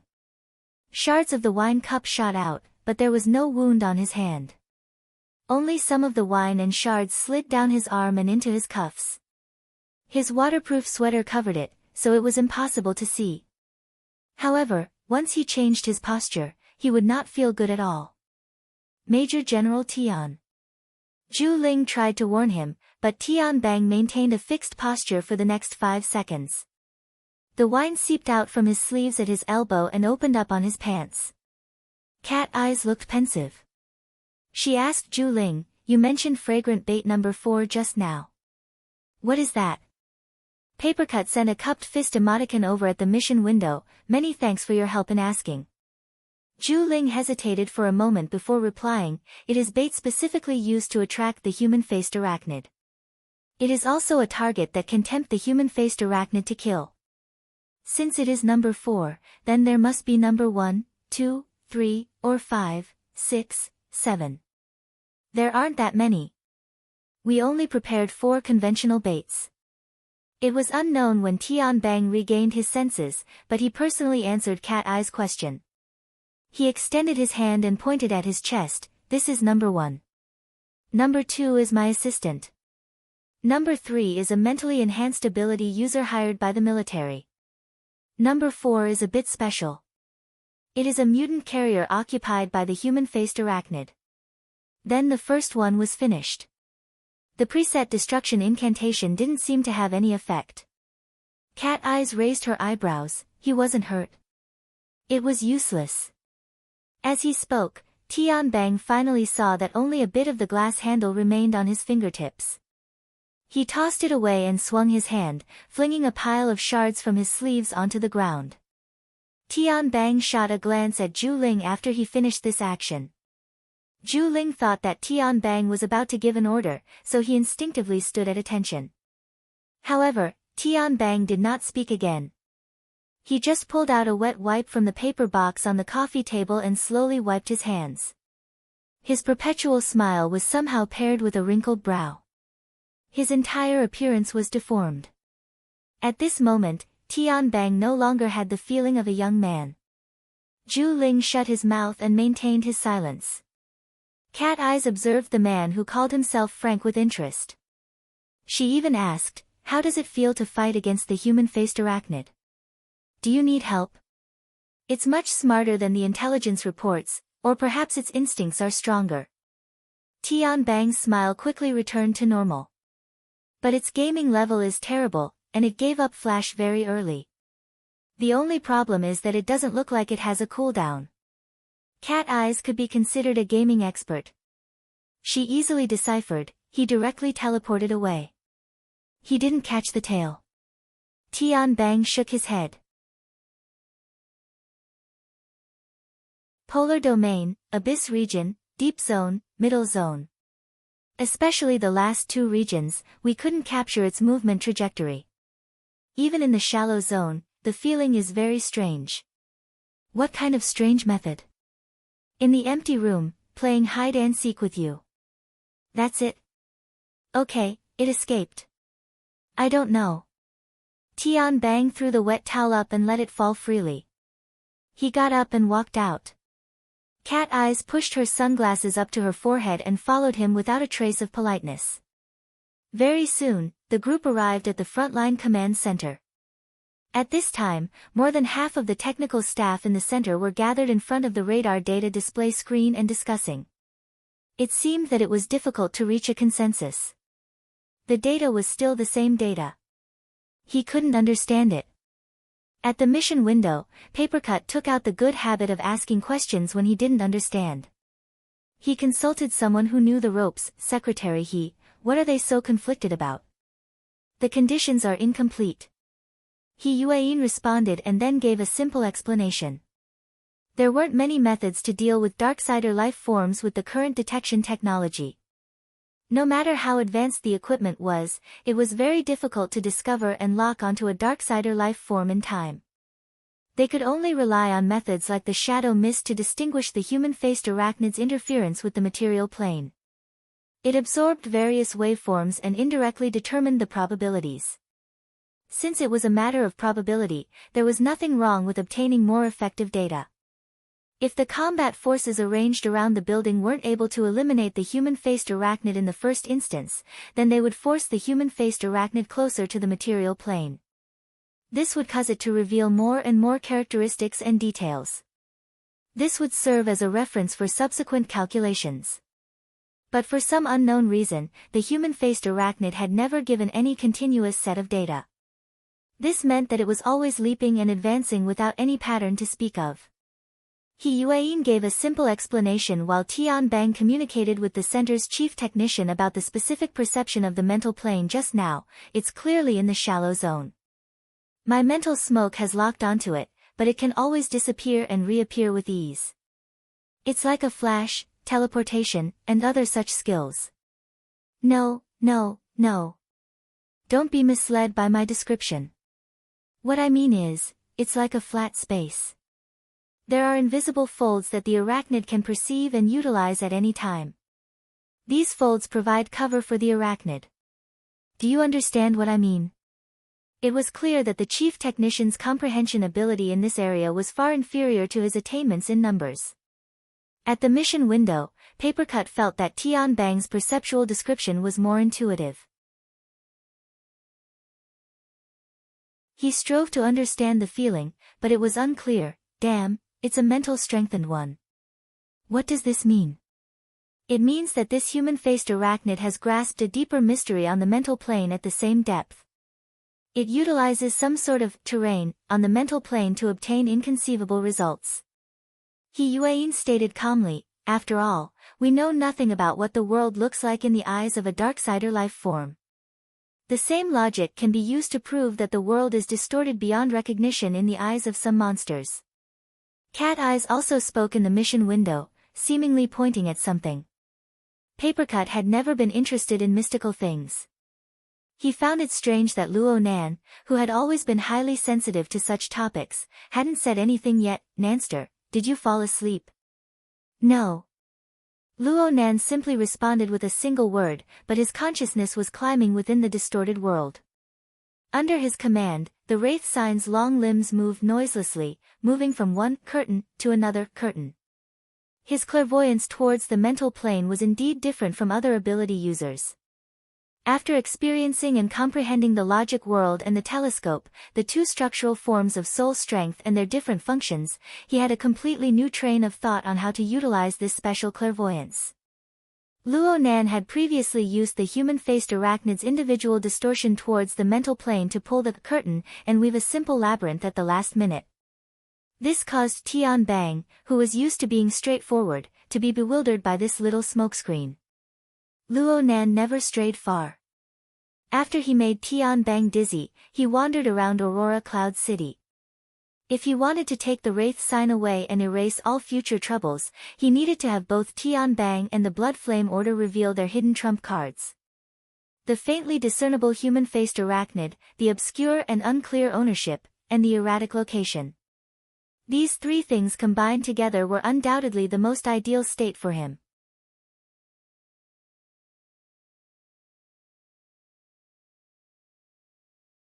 Chapter 4:17. From Luo Nan's ears, the incantation sound was weak and oppressive. It was like a whisper, but it continued on without end. It was like an undercurrent of a mountain stream. It flowed downwards and guided the mind. Unwittingly, the mind seeped through the layers of earth and rock to another location. Blood flames surged and rocks rose. Luo Nan's mind arrived at a rather familiar location. This was the interior of the Wraith Sign, the structure of the Blood Soul Temple. The incantation sound surrounded the mountain-like Blood Soul Temple. It came and went in an ethereal manner. Although it was low, the Blood Soul Temple was relatively stable in its structure wherever it passed. The restlessness of energy could be seen. It was very different from usual. Correspondingly, the Wraith Sign was affected a bit. Its claws rubbed and hissed. This was the first time Luo Nan felt the reverse effect of the Blood Soul Temple on the human-faced arachnid. Alright, the Blood Flame Order had finally made their move.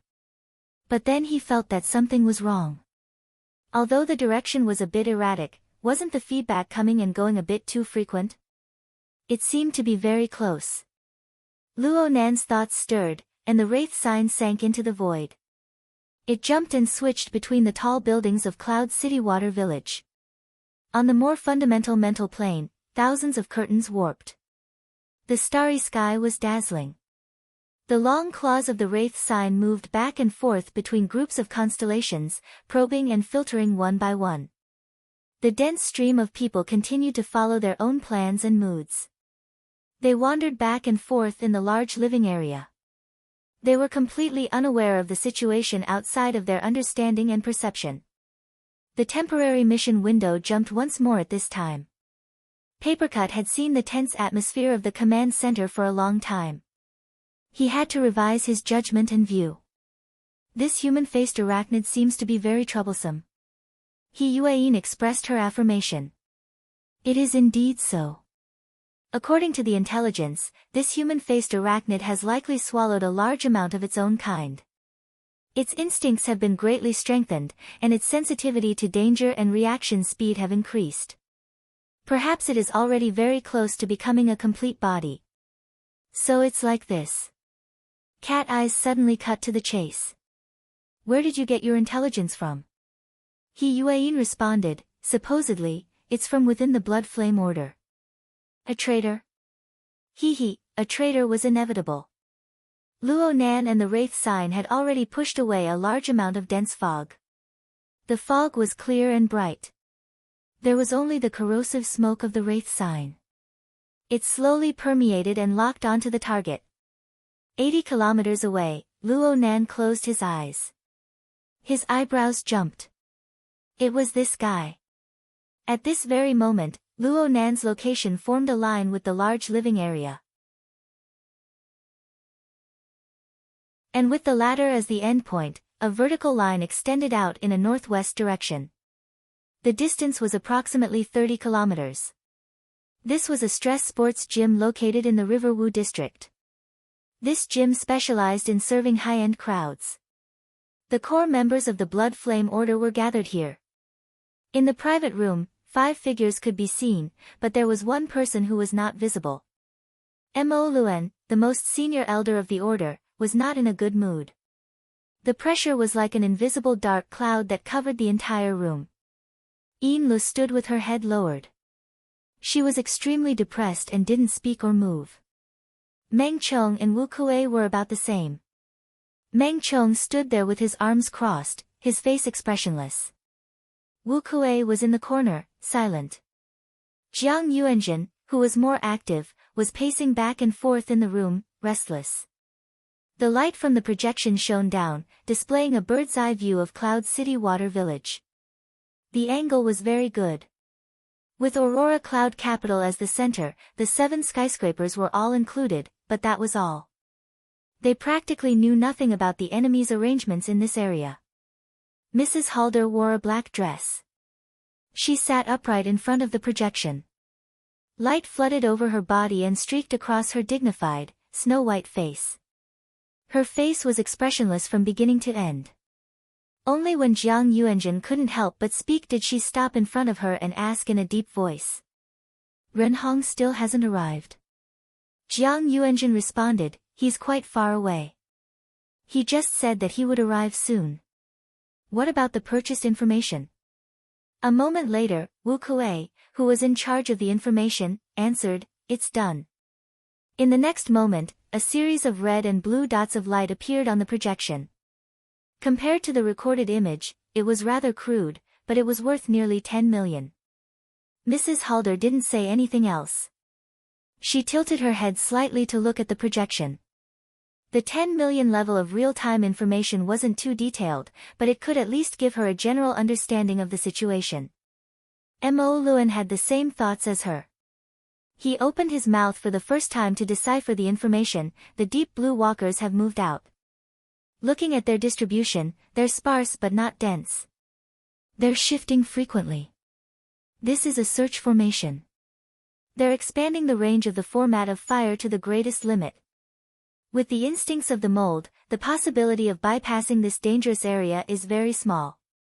Then why aren't you going to save them? Jiang Yuanjun stomped her feet anxiously. It looks okay. Mrs. Halder's lips hooked up. It's impossible to deal fatal damage to the mold in this sort of situation. The other side is rather polite. At the very least, it's a bit different from the previous human-faced arachnids. Do they want to capture it alive? Mo Luan's thoughts sank even deeper. The possibility is very high. Mrs. Halder shook her head slightly. In that case, Ren Hong is a traitor. As soon as these words were spoken, the entire room suddenly sank into an icy cold cave. The other people's minds were relatively deep. Their expressions were always restrained.